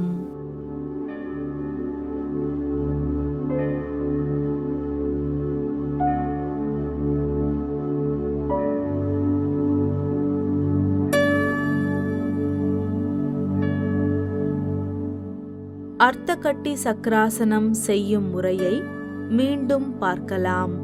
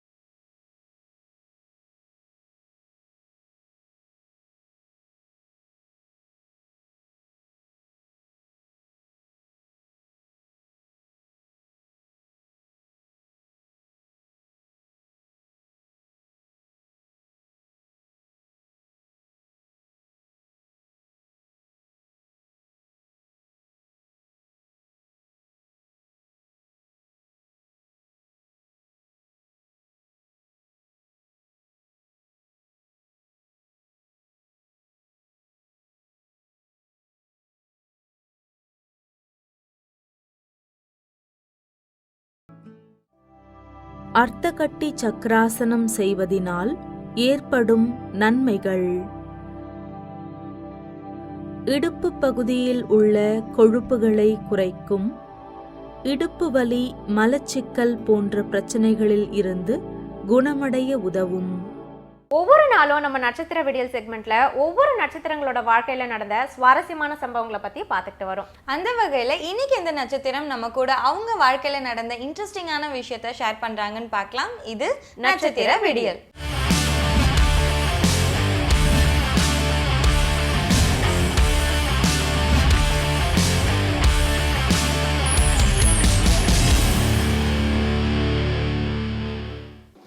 லைஃப்பில் பார்த்தீங்கன்னா எல்லாருக்கும் ஒரு டேர்னிங் பாயிண்ட் அமையும். அதே மாதிரி தான் எனக்கு அமைஞ்சது. எப்போன்னு பார்த்தீங்கன்னா, நான் 12th படிச்சுட்டு இருக்கும்போது ஃபுட்பால் மேட்ச் ஆடிட்டு இருந்தேன். அந்த மேட்ச் தோத்துட்டு நான் ஃபைனல்ஸில் தோத்துட்டு தோத்துட்டு அழுதுட்டு வெளியே உட்காந்துருக்கும்போது ஒருத்தர் ஹேண்டிகேம் ஷூட் பண்ணிட்டு இருந்தார். நாங்கள் என்ன நினச்சோம், சரி ஓகே சம் லோக்கல் சேனல்ஸ் ஏதோ ஷூட் பண்ணுறாங்க அப்படின்னு நினச்சிட்டு இருந்தோம். அப்புறம் மேட்ச் முடிஞ்சு வீட்டுக்கு வந்தாச்சு. நெக்ஸ்ட் டே ஸ்கூலுக்கு வரேன். எங்கள் பிடி சார் கூப்பிட்டு கேட்குறாரு, இந்த மாதிரி நேற்று ஒருத்தர் வீடியோ கேமரா ஷூட் பண்ணார்ல அவனா, அவர் மீட் பண்ண வந்திருக்காரு அப்படின்னு. சார் என்ன தெரில அப்படின்னு. ஓகேன்னு சொல்லி அவர் மீட் பண்ண வந்து அப்போ தான் சொன்னார், நான் பாலா சக்கில் சாரோட கோ டைரக்டர் பண்ணோம், இந்த மாதிரி ஆடிஷன் நடந்துகிட்ருக்கு, நீங்கள் ஆடிஷன் கொஞ்சம் வரணும் அப்படின்னாரு. நான் சொன்னேன், இல்லை சார் எனக்கு ஆக்டிங் இன்ட்ரெஸ்ட்டே கிடையாது. ஏன்னா ஸ்கூல்லே நான் ஸ்டேஜில் ஏறி ப்ரைஸ் வாங்கியிருக்கேன் தவிர்த்து ஸ்டேஜ் ஷோவோ ட்ராமாவோ டான்ஸ் எதுவும் பண்ணது கிடையாது அப்படின்னு. இல்லைங்க கொஞ்சம் நீங்கள் செட் ஆகிற மாதிரி இருக்குது, அதனால தான் வர சொல்கிறோம் அப்படின்னாங்க. சரி ஓகே அப்படின்னு சொல்லிட்டு ஆடிஷன் சென்னையில் வந்து வச்சாங்க. இங்கே வந்து பார்த்தா என்ன மாதிரி 100 பேர் இருக்காங்க, எல்லாம் காலேஜ் ஸ்டூடெண்ட்ஸ், பெரிய பெரிய பசங்களாக இருந்தாங்க. ஒரு வழியாக ஒரு கிட்டத்தட்ட 6 மாதம் ஆடிஷன் நடத்தினாங்க. இதுக்கு ஆடிஷன் பண்ணி ஃபில்டர் பண்ணி ஃபைனல் ஸ்டேஜுக்கு வந்தோம். எனக்கு ஃபைனல் ஸ்டேஜ் வர வரைக்கும் நம்பிக்கை இல்லை, கண்டிப்பாக எனக்கு கிடைக்காது அப்படின்னு ஒரு நம்பிக்கையில் தான் இருந்தேன். நான் லாஸ்ட் மினிட்ல என்னன்னு தெரியல, ஷூட்டிங் போகிறதுக்கு ஒரு 4 நாள் முன்னாடி ஃபோன் பண்ணாங்க. டைரக்டர் கால் பண்ணார், தம்பி இந்த மாதிரி ஷூட்டிங் போகிறோம், இன்னும் 4 டேஸில் போகிறோம், நீங்கள் தான் ஹீரோ. நான் சொன்னேன், சார் சீரியஸாக தம்பி நீ தான் நடிக்கிற அப்படின்னு. எனக்கு என்ன சொல்கிறதுனே தெரில. அப்போ டேரக்டரோட ஃப்ரெண்ட்ஸு, அப்புறம் டேரக்டர் வீட்டில் பேசி கன்வின்ஸ் பண்ணி கூப்பிட்டு வந்தாங்க. எனக்கும் வந்த புதுசில் கொஞ்சம் இன்ட்ரெஸ்ட் இல்லை.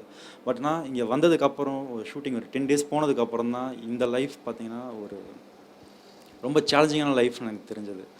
இங்கே ஈஸியாக வந்து ஊரில் படம் ரிலீஸ் ஆச்சுன்னா தியேட்டரில் போய் நல்லா இல்லைன்னு சொல்லிடுறோம், டிவிடி படம் பார்க்குறோம். பட் ஆனால் இங்கே வந்ததுக்கப்புறம் தெரியுது நிறைய பேரோட உழைப்பு இங்கே இருக்குது அப்படின்ட்டு. அதுக்கப்புறம் எனக்கு சினிமா மேலே இன்ட்ரெஸ்ட் வர ஆரம்பிச்சது. ஃபர்ஸ்ட் படம் முடிஞ்சு அடுத்த 2வது படம் வால்மீகி ஆரம்பிக்கும் போது இன்ஸ்பிரேஷனாக யாராவது எடுத்துக்கணும், ரோல் மாடல் கண்டிப்பாக எனக்கு தேவைன்னு இருந்தது. அப்போ பார்த்தீங்கன்னா கமல் சார் ரோல் மாடலாக எடுத்துக்கிட்டேன் நான். ஏன்னா சென்னை ஸ்லாங் பார்த்தீங்கன்னா அவர் அவ்வளோ அருமையாக பேசுவார், எந்த ஸ்லாங்காக இருந்தால் ரொம்ப ஈஸியாக பூந்துலான்றுவார். ஸோ எனக்கு அவர் ரோல் மாடலாக இருப்பார்னு அவரை மைண்டில் வச்சு தான் அந்த ஸ்லாங் பேச ட்ரை பண்ணேன். பட் ஆனால் இன்ன வரைக்கும் அந்த சென்னை ஸ்லாங்கிறது வந்து எனக்கு கொஞ்சம் கூட செட்டாகவே இல்லை. அது மட்டும் இல்லாமல் ஒரு சில படங்கள் பண்ணதுக்கப்புறம் தோல்வி அடைஞ்சும் ஓகே லைஃப்பில் இதுக்கப்புறம் சான்ஸ் கிடைக்குமா இல்லை முன்னேற முடியுமான்னு தெரியாமல் கான்ஃபிடென்ட் லெவல் டவுன் ஆகும்போது தான் எங்கள் ஊரில் தங்கராஜ்னு ஒருத்தர் அவர் வந்து எனக்கு என்னோடய கான்ஃபிடென்ட் லெவலை வந்து டவுன் ஆக்காமல் எப்போயும் ஹோப்ஃபுல்லாக வந்து விட்டுறாத, எப்போவுமே சக்ஸஸ் நோக்கி போயிட்டே இரு. ஏன்னா ஒவ்வொரு வாட்டி தோல்வி அடையும் போது வந்து மனநிலை வந்து ரொம்ப டவுனாக இருக்கும். ஆனால் அப்படி விட்டுறாத, எப்பயும் ஒர்க்கில் ஃபோக்கஸ் பண்ணிட்டே இரு, ட்ரூவாக இரு, கண்டிப்பாக வந்து ஒரு நாள் நீ சக்ஸஸ் அடைவேன்னு சொல்லியிருக்காரு. கண்டிப்பாக இந்த ரெட்டவால் நகர்ப்புறம் இந்த 2 படமே என் கரியரில் வந்து ஒரு பெரிய டேர்னிங் பாயிண்ட்டாக இருக்கும்னு நம்புகிறேன். ஏன்னா இதுக்கு முன்னாடி பண்ண படங்கள் எல்லாமே பார்த்தீங்கன்னா சும்மா ஒரு செட்டில்டான கேரக்டர், ஒரு அழுக்கு பையன் அந்த மாதிரி கேரக்டர் தான் பண்ணிகிட்டு இருந்தேன். நகர்ப்புறமில் வந்து அது எல்லாமே பிரேக் த்ரூ ஆகும்னு நம்புகிறேன் நான். ரம்யா, நம்ம தினம் இந்த செக்மெண்ட்ல ஆரோக்கியமான உணவுகள் பற்றி தானே பார்த்துட்டு வரோம். ஆரோக்கியமான உணவு மட்டும் இல்லை ஜீவி, நம்மளோட அன்றாட வாழ்க்கையில் சாப்பிட்ற உணவுகளில் இருக்க மருத்துவ குணங்கள் பற்றியும் சொல்லிட்டு வராரு டாக்டர் சிவராமன். அந்த வகையில் இன்னைக்கு என்ன சொல்ல போறாருன்னு பார்க்கலாம். இது உணவும் உண்மையும்.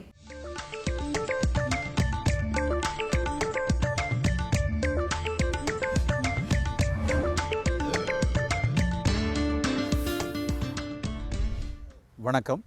வேந்தர் தொலைக்காட்சி நேயர்களுக்கு காலை வணக்கங்கள். நம்மளுடைய கொள்ளு தாத்தாவை விட வந்து நம்ம தாத்தா வந்து வயசு இன்னும் கொஞ்சம் கூடுதல் காலம் வந்து வாழ்ந்தாங்க. நம்ம தாத்தாவை விட நம்ம அப்பாக்கள் வந்து இன்னும் கொஞ்சம் கூடுதல் காலம் வாழ்ந்தாங்க. ஆனால் அப்பாக்களை விட நாம் கூடுதல் வயசு இருப்போமா, நம்ம குழந்தைங்க நம்மளை விட கூடுதல் வயசு இருப்போமாங்கிறது இன்றைக்கு கேள்விக்குறியாயிட்டு வருது. ரொம்ப சொல்லவே கேட்குறதுக்கே பயங்கரமாக இருக்கலாம்.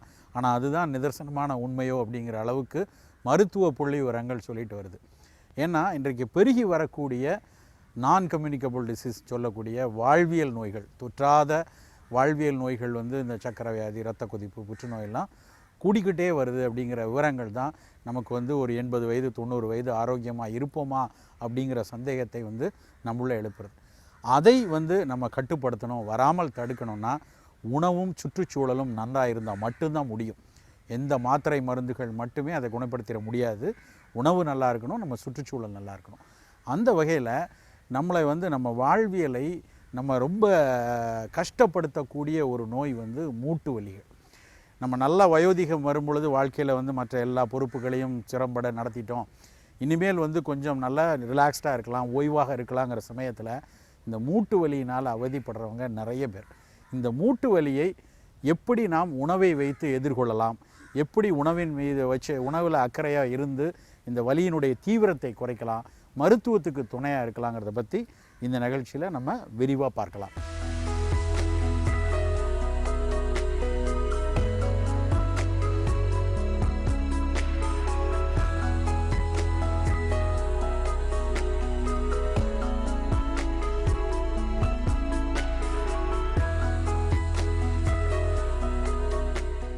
மூட்டு வலி அப்படின்னோடனே நிறைய பேர் நினைக்கிறது வந்து அது வயோதிகத்தில் வரக்கூடிய எலும்பு தேய்வு. அதுதான் ரொம்ப சாதாரணமாக நிறைய பேருக்கு தெரிஞ்ச விஷயம். அது உண்மையும் கூட.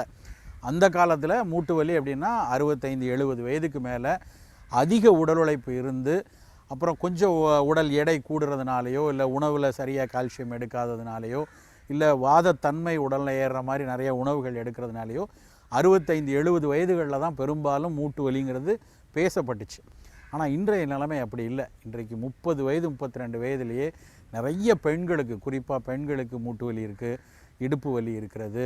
சின்ன சின்ன மூட்டுகளில், ரிஸ்ட்டில், ஷோல்டரில், ஆங்கிளில் எல்லாம் மூட்டு வலி வர்றது ரொம்ப சாதாரணமாக இருக்குது. இந்த மூட்டு வலி நம்ம மொத்தமாக சொல்லிட்டா கூட அதில் நிறைய பிரிவுகள் இருக்குது. சாதாரணமாக வயோதிகத்தில் எலும்பு தேய்ந்து ஏற்படக்கூடிய ஆஸ்டியோ ஆர்த்ரைட்டிஸ் தான் வயோதிகத்தில் வரக்கூடிய எலும்பு தேய்வினால் வர்றது.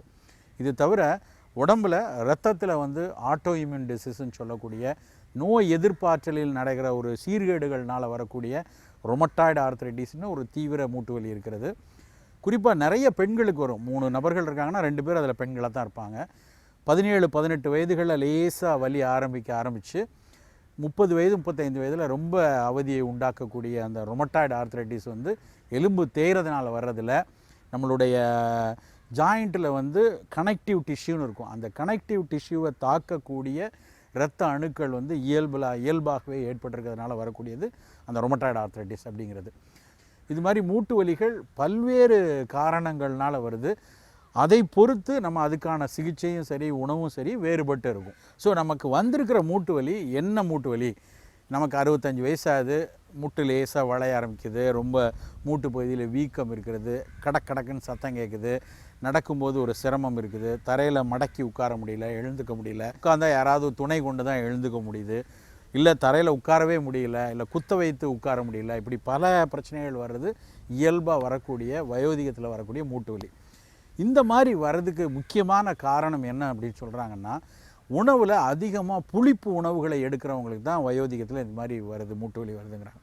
புளிதுவர் விஞ்சிக்கின் வாதம் அப்படின்னே சித்த மருத்துவத்தில் ஒரு சொற்றொடர் உண்டு. புளிப்புனா எப்படின்னா, நம்ம இதில் குழம்பு சாம்பார் வைக்கிறோம், புளிக்குழம்பு வைக்கிறோம், ரசம் வைக்கிறோம், அப்புறம் மீன் குழம்புக்கு புளி வைக்கிறோம். இதுக்கு எல்லாத்துக்கும் நிறைய புளி கரைக்கிறது, ரொம்ப அளவுக்கு அதிகமான புளியை கரைச்சி ஒரு வீட்டில் பார்த்திங்கன்னா 2.5 கிலோ 3 கிலோ புளி வாங்குறாங்க. அந்த அளவுக்கு புளியை வந்து அதிகமாக பயன்படுத்துகிறவங்களுக்கு கண்டிப்பாக வயோதிகத்தில் மூட்டு வலி வரும். அப்புறம் பெண்களுக்கு மாதவிடாய் முடிகிற சமயத்தில் பார்த்திங்கன்னா இயல்பாக அந்த போனில் இருக்கிற கால்சியம் குறையும். ஆங்கிலத்தில் அதை வந்து ஆஸ்டியோபோரோசிஸ் அல்லது ஆஸ்டியோபீனியா, கொஞ்சமாக குறையுதுன்னா ஆஸ்டியோபீனியான்னு சொல்லுவாங்க, ரொம்ப குறைஞ்சிருச்சு அப்படின்னா ஆஸ்டியோபோரோட்டிக்பாங்க. இந்த மாதிரி ஆஸ்டியோபோரோட்டிக் கண்டிஷனில் எலும்புகளில் சுண்ணாம்பு குறையிறதுனால எலும்புகள் வலு குறைந்து அதனால் ஏற்படக்கூடிய மூட்டு வலி இது ஒரு காரணம். இதை தவிர முக்கியமான ஒரு பிரச்சனையாக இன்றைக்கி பார்க்குறது என்ன அப்படின்னா, ஒன்று உடல் எடை. ரொம்ப நம்மளுடைய உயரத்துக்கு ஏற்ற உடல் எடை இல்லாமல் பிஎம்ஐ ரொம்ப அதிகமாக 26க்கு மேலே நிறைய இருக்கிறவங்க நிறைய பேர் இருக்காங்க. ஸோ அந்த மாதிரி உடல் எடை அதிகமாக இருக்கிறது. உடல் உழைப்பு சீராக இல்லை. நம்மளுடைய ஃபிசிக்கல் ஒர்க்கு பார்த்திங்கன்னா சேரில் உட்காந்துக்கிட்டு வேலை செய்கிறது தான் பெரும்பாலான வேலைகளாக ஆகிப்போச்சு. எங்கே போனாலும் வாகனத்தில் போகிறோம். ஸோ நடைப்பயிற்சி இல்லாதனால தசை நாண்கள்னு சொல்லக்கூடிய டெண்டன்ஸ் எல்லாம் வயதாகும்போது வலு இழந்து 40 வயது 45 வயதிலே நிறைய பேருக்கு மூட்டு வலி வருகிறது. இந்த மூட்டு வலிகள் இருக்கிறவங்க எல்லாருமே கண்டிப்பாக வெறும் மருத்துவமோ இல்லைனா வலி நிவாரணி மருந்துகளோ இல்லைனா புற சிகிச்சைகள் மாதிரி இந்த ஃபிசியோதெரப்பி பண்ணிக்கிறது இல்லை வெறும் தைல முழுக்குகள் பண்ணுறது மட்டும் பத்தாது, உணவில் ரொம்ப அக்கறையாக இருக்கணும். முதல்ல நான் சொன்ன மாதிரி புளிப்பை வந்து எவ்வளவுக்கு எவ்வளவு கட்டுப்படுத்த முடியுமோ, அதுவும் குறிப்பாக ரொம்ப அதிக மூட்டு வலி இருக்கவங்க கொஞ்ச நாளைக்கு 2-3 மாதம் புளியே இல்லாமல் இருந்தால் கூட நல்லது. அதை முதல்ல நம்ம பார்த்துக்கணும்.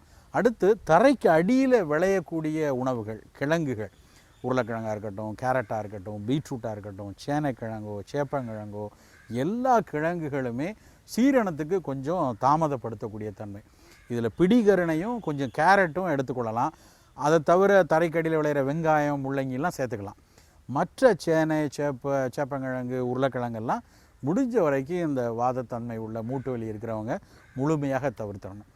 இன்னொரு விஷயம் என்னென்னா, ரொம்ப குளிர்ச்சியான உணவுகள், ஐஸ் தண்ணி, ஐஸ்கிரீமு, அப்புறம் ஃப்ரிட்ஜில் இருந்து எடுத்து நேரடியாகவே உடனடியாக சாப்பிட்றது, இந்த மாதிரி அதிக குளிர்ச்சியான உணவுகளை வந்து நம்ம முடிஞ்ச வரைக்கும் தவிர்த்து கொள்ளணும். ஸோ உணவில் இதெல்லாம் தவிர்த்துட்டு அதுக்கப்புறம் எதை நிறைய எடுத்துக்கிறது அப்படின்னு பார்த்தீங்கன்னா, நிறைய நார்பொருட்கள் நிறைய எடுக்கிறப்ப உடல் எடையும் குறையும், ரத்தத்தில் இருக்க கொழுப்பும் குறையும், வாதத்தன்மையும் குறையும். ஸோ நார்பொருட்கள் நிறையா இருக்குன்னா வெஜிடேரியனில் வெந்தயம் நிறையா இருக்குது, கீரைகளில் நிறையா நார்பொருட்கள் இருக்குது, அந்த உணவுகளை எடுத்துக்கொள்ளலாம்.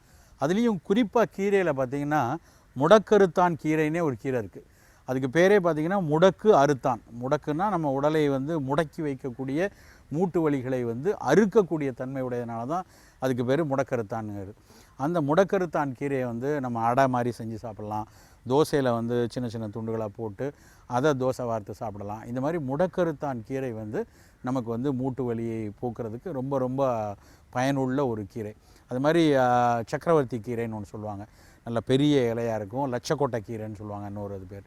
இதெல்லாம் வந்து வாயுவை வெளியேற்றி மூட்டு வலியை குறைக்கக்கூடிய கீரைகள். இந்த கீரைகளை அன்றாட உணவில் ஏதாவது ஒரு வகையில் சேர்த்துட்டு வரணும். ரொம்ப வாயு உள்ளே சேர்கிற எல்லா உணவுகளும் வந்து நமக்கு இந்த வாதத்தன்மையை அதிகரிக்கும்.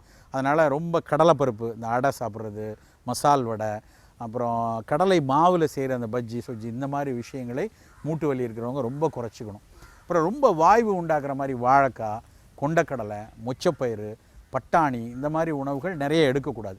அப்படியே ஒரு வேளை வந்து நம்ம உணவில் கொஞ்சம் அந்த வாழைக்காய்லாம் எடுக்க வேண்டிய கட்டாயம் இருந்ததுன்னா கொஞ்சம் மிளகுத்தூள் தூவிக்கொள்ளணும், பெருங்காய பொடி போட்டுக்கணும். இதெல்லாம் போட்டு நம்ம சாப்பிட்டோன்னா ஒரு தினசரி சாப்பிட்ற உணவுலேயே நிறைய அந்த புதினா, இஞ்சி, பூண்டு, மிளகு, சீரகம், பெருங்காயம், இந்த மாதிரி கார்பனேட்டிவ்ஸ் வாயுகளை வெளியேற்றக்கூடிய பொருட்களை எடுத்துக்கொண்டாலே மூட்டு வலி குறைய ஆரம்பிக்கும். நிறைய நபர்களுக்கு நீங்கள் மூட்டு வலி இருக்கிறவங்களுக்கு கேட்டு பார்த்தீங்கன்னா அவங்களுக்கு அஜீரணம் கூடவே ஒரு துணை நோயாக இருக்கும். அதுக்கு காரணம் அந்த வாயு சரியாக உடலை விட்டு வெளியேறாமல் சமானனாக இல்லாமல் அபான வாயில் தங்கி போய் இருக்கிறதுனால, வயிறில் போய் தங்கி இருக்கிறதுனால தான் அது பிரச்சனையாக இருக்கும். ஸோ அதை வெளியேற்றக்கூடிய மனமூட்டிகளை உணவில் வந்து அடிக்கடி எடுத்துகிட்டு வரணும். ஒருவேளை மலச்சிக்கல் இருக்கிறது, இந்த மாதிரி மூட்டு வலி இருக்கிறவங்களுக்கு நிறைய பேருக்கு மலச்சிக்கல் இருக்கும். மலத்தை நல்லா வெளியேற்றினாலே நேச்சுரோபதிக் ஆஸ்பெக்டில் நிறைய எனிமா கொடுப்பாங்க. வெறும் எனிமாவில் எடுக்கலாம்.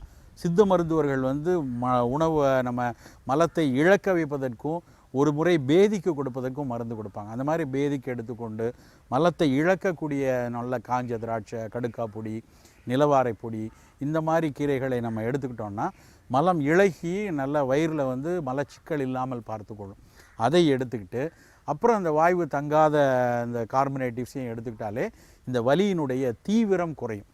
நம்ம இதோடு சேர்த்து புற சிகிச்சைகள், நல்லா தைலங்கள் போட்டு தேய்க்கிறது, இல்லை எக்ஸசைசஸ் கொடுக்கறது, ஃபிசியோதெரப்பி பண்ணுறது, தேவைப்பட்டால் உள் மருந்துகள் எடுத்துக்கொள்கிறது எல்லாம் சேர்த்தா தான் இந்த மூட்டு வலி முழுமையாக குறையும்.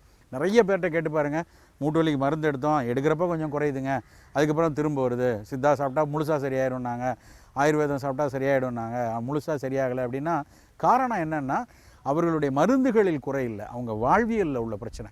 நம்ம மருந்துகளை எடுக்கும் பொழுது இந்த மாதிரி உணவில் இவ்வளவு கட்டுப்பாடு வச்சுக்கொண்டு அப்புறம் வாழ்வியல்லையும் நல்ல தசைகளுக்கு நல்ல ரெகுலரான பயிற்சி கொடுக்கணும்.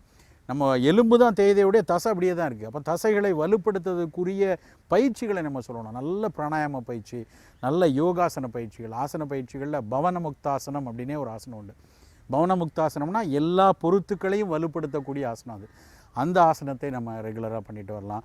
உடற்பயிற்சிகளை ஹாம்ஸ்ட்ரிங் மசிலை ஸ்ட்ரென்தன் பண்ணுறதுக்குன்னே ஸ்பெசிஃபிக்காக, அதாவது தொடை பகுதியில் 4 சதைகள் இருக்குது, அந்த 4ஐயும் ஸ்ட்ரென்தன் பண்ணுறதுக்கு எளிய பயிற்சி சொல்லுவாங்க.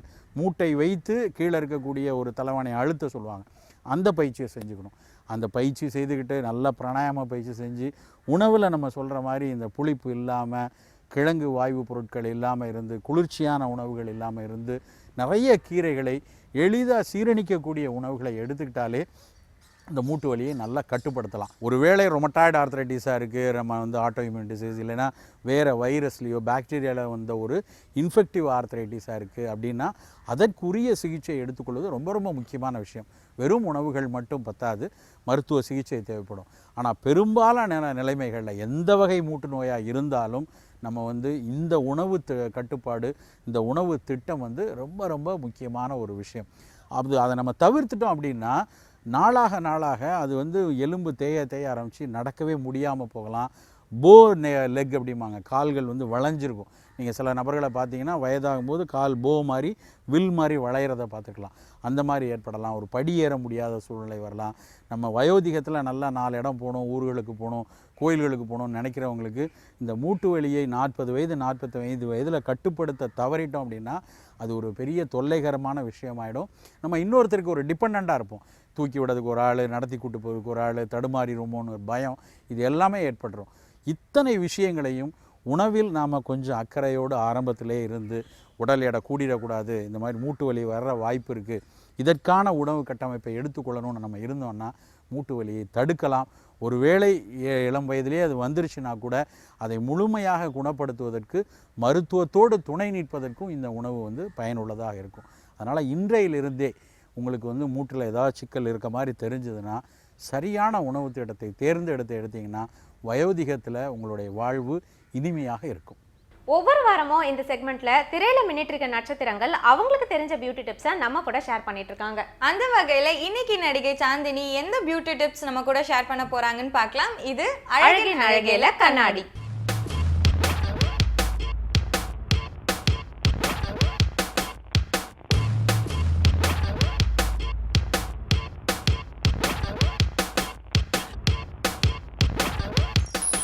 ஹாய், என் பேர் சாந்தினி. கோலி சோடா படத்தில் யாமினின்ற கேரக்டரில் பார்த்துருப்பீங்க. இந்த கண்ணாடி இந்த ஷோ மூலமாக அவங்க எல்லாரையும் சந்திக்கிறதுல எனக்கு ரொம்ப சந்தோஷமாக இருக்குது.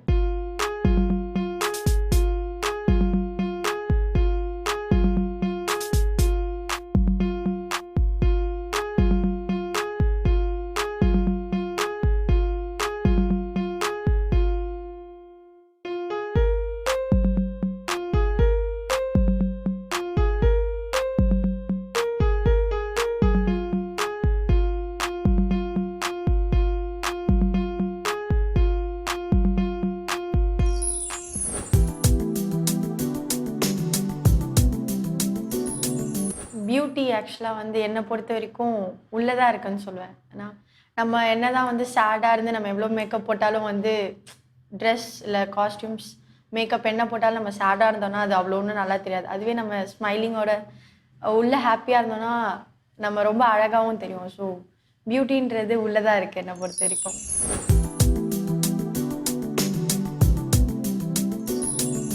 என்னை பொறுத்த வரைக்கும் ஸ்கின் கேர், ஹேர், இது ரெண்டுத்தில் வந்து எனக்கு வந்து நான் ரொம்ப இம்பார்ட்டன்ட் தருதுன்னா வந்து ரெண்டுமே இருக்கும். ஆனால் எனக்கு ரொம்ப பிடிச்சது ஹேர். ஸோ ஏன்னா ஸ்கின்னும் ரொம்ப முக்கியம், ஹேரும் முக்கியம். நம்ம என்ன தான் ஃபேஸ் மேக்கப் பண்ணி ஹேர் நல்லா இல்லைன்னா மேக்கப்புக்கு அவ்வளோ ட்ரெஸ் அந்த இதுக்கு ஒன்றும் நல்லா இருக்காது. அதே மாதிரி ஹேர் நல்லா இருந்து மேக்கப் நல்லா இல்லைன்னா அதுவும் நல்லா இருக்காது. ஸோ ரெண்டுமே ஈக்குவல் பார்ட் தரணும் எப்போவுமே.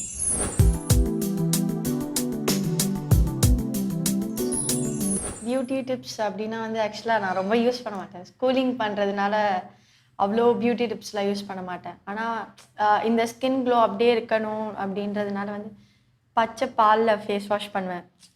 இது மாதிரி ஷூட்டிங்லாம் போயிட்டு வரும்போது அந்த மேக்கப் ரிமூவ் பண்ணணுன்னா பாலை வச்சு கிளென்ஸ்லாம் யூஸ் பண்ணாமல் பாலை வச்சே ஃபேஸ் வாஷ் பண்ணுவேன். ஸோ அதனால அவ்வளோ பியூட்டி பார்லர் போய் அது மாதிரி பியூட்டி டிப்ஸ்லாம் இன்னும் எடுக்கல. இது மாதிரி பண்ணுவேன். இல்லைனா ஹோம் பேக் போடுவேன். வீட்லேயே வந்து பேக் செஞ்சு போடுவேன். ஓட்ஸும் மில்க்கும் கலந்து பேக் பண்ணி போடுவேன். ஸோ இது மாதிரி ஹோம் மேட் பியூட்டி டிப்ஸ் தான் எங்கிட்ட.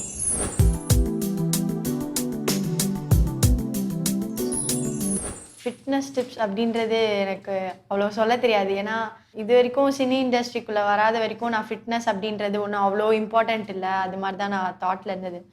நான் இப்போது ஒரு படம் பண்ணிவிட்டு மீதி படம் ஏதாவது வந்ததுன்னா ஸோ ஃபர்தராக பண்ணும்போது கண்டிப்பாக ஃபிட்னஸ் வேணும் அப்படின்றது தான் தாட் எனக்கு. ஸோ இனிமேல் ஃபர்தராக நான் ஆரம்பிப்பேன். ஃபிட்னஸ் அப்படின்றத ஆரம்பிச்சிருக்கேன் இப்போ தான். ஸோ ஃப்யூச்சரில் கொஞ்சம் ஆனோடனே உங்களுக்கு கண்டிப்பாக நான் ஃபிட்னஸ் டிப் கண்டிப்பாக கொடுக்குறேன்.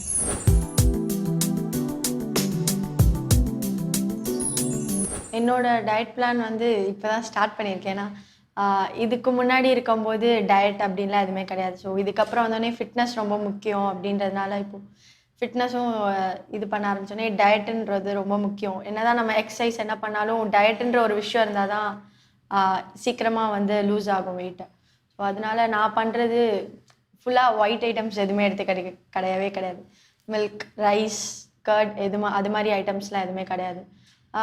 அது மட்டும் இல்லாமல் வாட்டர் ஒரு நாளைக்கு 4 liters to 5 liters கண்டிப்பாக நிறைய வாட்டர் குடிப்பேன். பிரேக்ஃபாஸ்ட், லன்ச், டின்னர் எதுவாக இருந்தாலும் கண்டிப்பாக ஒரு ஃப்ரூட், அதுவும் ஒரு ஜூஸ் கண்டிப்பாக இருக்கும். ஸோ இது மாதிரி ஒயிட் ஐட்டம்ஸ்லாவே நம்ம வந்து தள்ளிட்டோன்னாவே வெயிட் ரெடியூஸ் ஆகிடும். ஸோ அதுதான் நான் இப்போது டயட்டாக ஃபாலோ பண்ணிகிட்ருக்கேன்.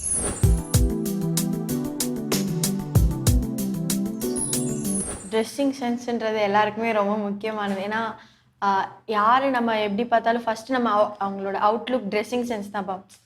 யாரை பார்த்தாலும் நல்லா இருக்குது ட்ரெஸ் அப்படின்னு தான் நம்ம ஃபஸ்ட்டு சொல்லுவோம் அவங்கள பார்த்தோன்னே. ஸோ ட்ரெஸ்ஸிங் சென்ஸ்ன்றது ரொம்ப முக்கியம்.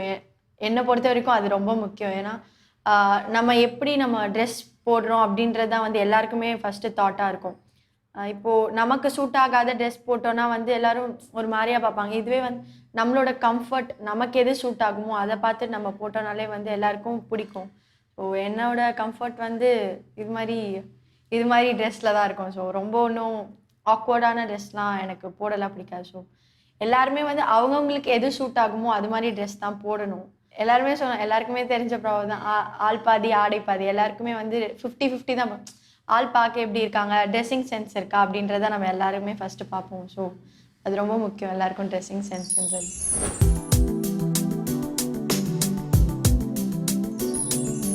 என்னோட மேக்கப் கிட்டில் வந்து எப்போவுமே இருக்கிறது அப்படின்னா வந்து ஹேர் ப்ரஷ் கண்டிப்பாக இருக்கும். லைனர், காஜல், தென் லிப் கிளாஸ் இது கண்டிப்பாக இருக்கும். எப்போவுமே அடிக்கடி யூஸ் பண்ணுறது hair brush and lip gloss. Liner வந்து எனக்கு எப்பவுமே லைனர் போட்டால் என் கண் வந்து பெருசாகவும் ப்ரைட்டாகவும் தெரியுன்றது தான் என் தாட். எல்லாருக்கும் பார்க்கும்போது கண் அட்ராக்டிவாக தெரியும். ஸோ எனக்கு வந்து லைனர் ரொம்ப முக்கியம். எப்போவுமே நார்மலாகவே இல்லை வெளில போகிறனாவே வந்து கண்ணை பிளைனாகவே விட மாட்டேன். எனக்கு அது பிடிக்கவே பிடிக்காது. ஸோ மேபி மேலே லைனர் போடலனாலும் கண்டிப்பாக கீழேயாவது லைனர் போட்டுருவேன். லிப் கிளாஸ்ன்றது அதே மாதிரி எனக்கு ரொம்ப ரொம்ப இம்பார்ட்டண்ட். ஏன்னா லிப்ஸ் ட்ரையாக இருக்கக்கூடாது அப்படின்றது தான் என்னோட மெயின் தாட். ஏன்னா எல்லாருக்கும் ஃபஸ்ட்டு பார்க்குறோன்னே கண்ணு பார்ப்பாங்க. கண் எப்பவுமே எல்லாருக்கும் அட்ராக்டிவாக தெரியும். ஃபஸ்ட்டு எல்லாருமே பார்க்குறது கண்ணு தான் ஃபஸ்ட்டு பார்ப்பாங்க. ஸோ அதனால கண்ணு அட்ராக்டிவாக தெரியணும் அப்படின்றது. அடுத்தது லிப்ஸ், என்ன ட்ரெஸ் போடுறோமோ அதுக்கேற்ற மாதிரி லிப் கிளாஸ் அது மாதிரி யூஸ் பண்ணுவேன்.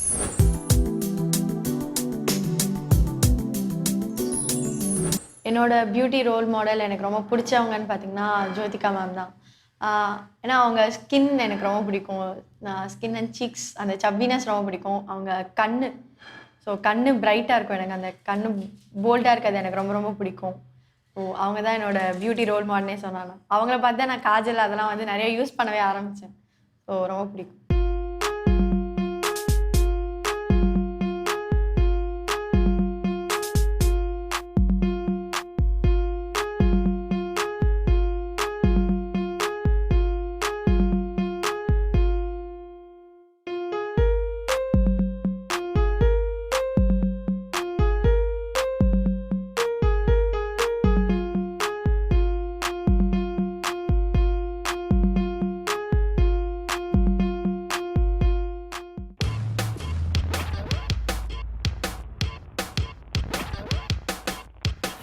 இன்னைக்கு நம்ம நிகழ்ச்சியில வந்த எல்லா செக்மெண்ட்டும் ரொம்பவே இன்ஃபர்மேட்டிவாகவும் இன்ட்ரெஸ்டிங்காகவும் இருந்திருக்கும் நம்புறோம். நாளைக்கும் வேற செட் ஆஃப் பியூட்டிஃபுல் செக்மெண்ட்ஸோட உங்களை வந்து நாங்கள் மீட் பண்ணுறோம். Until then, bye from Jeevita and Ramya from புத்தம் புது காலை. Bye.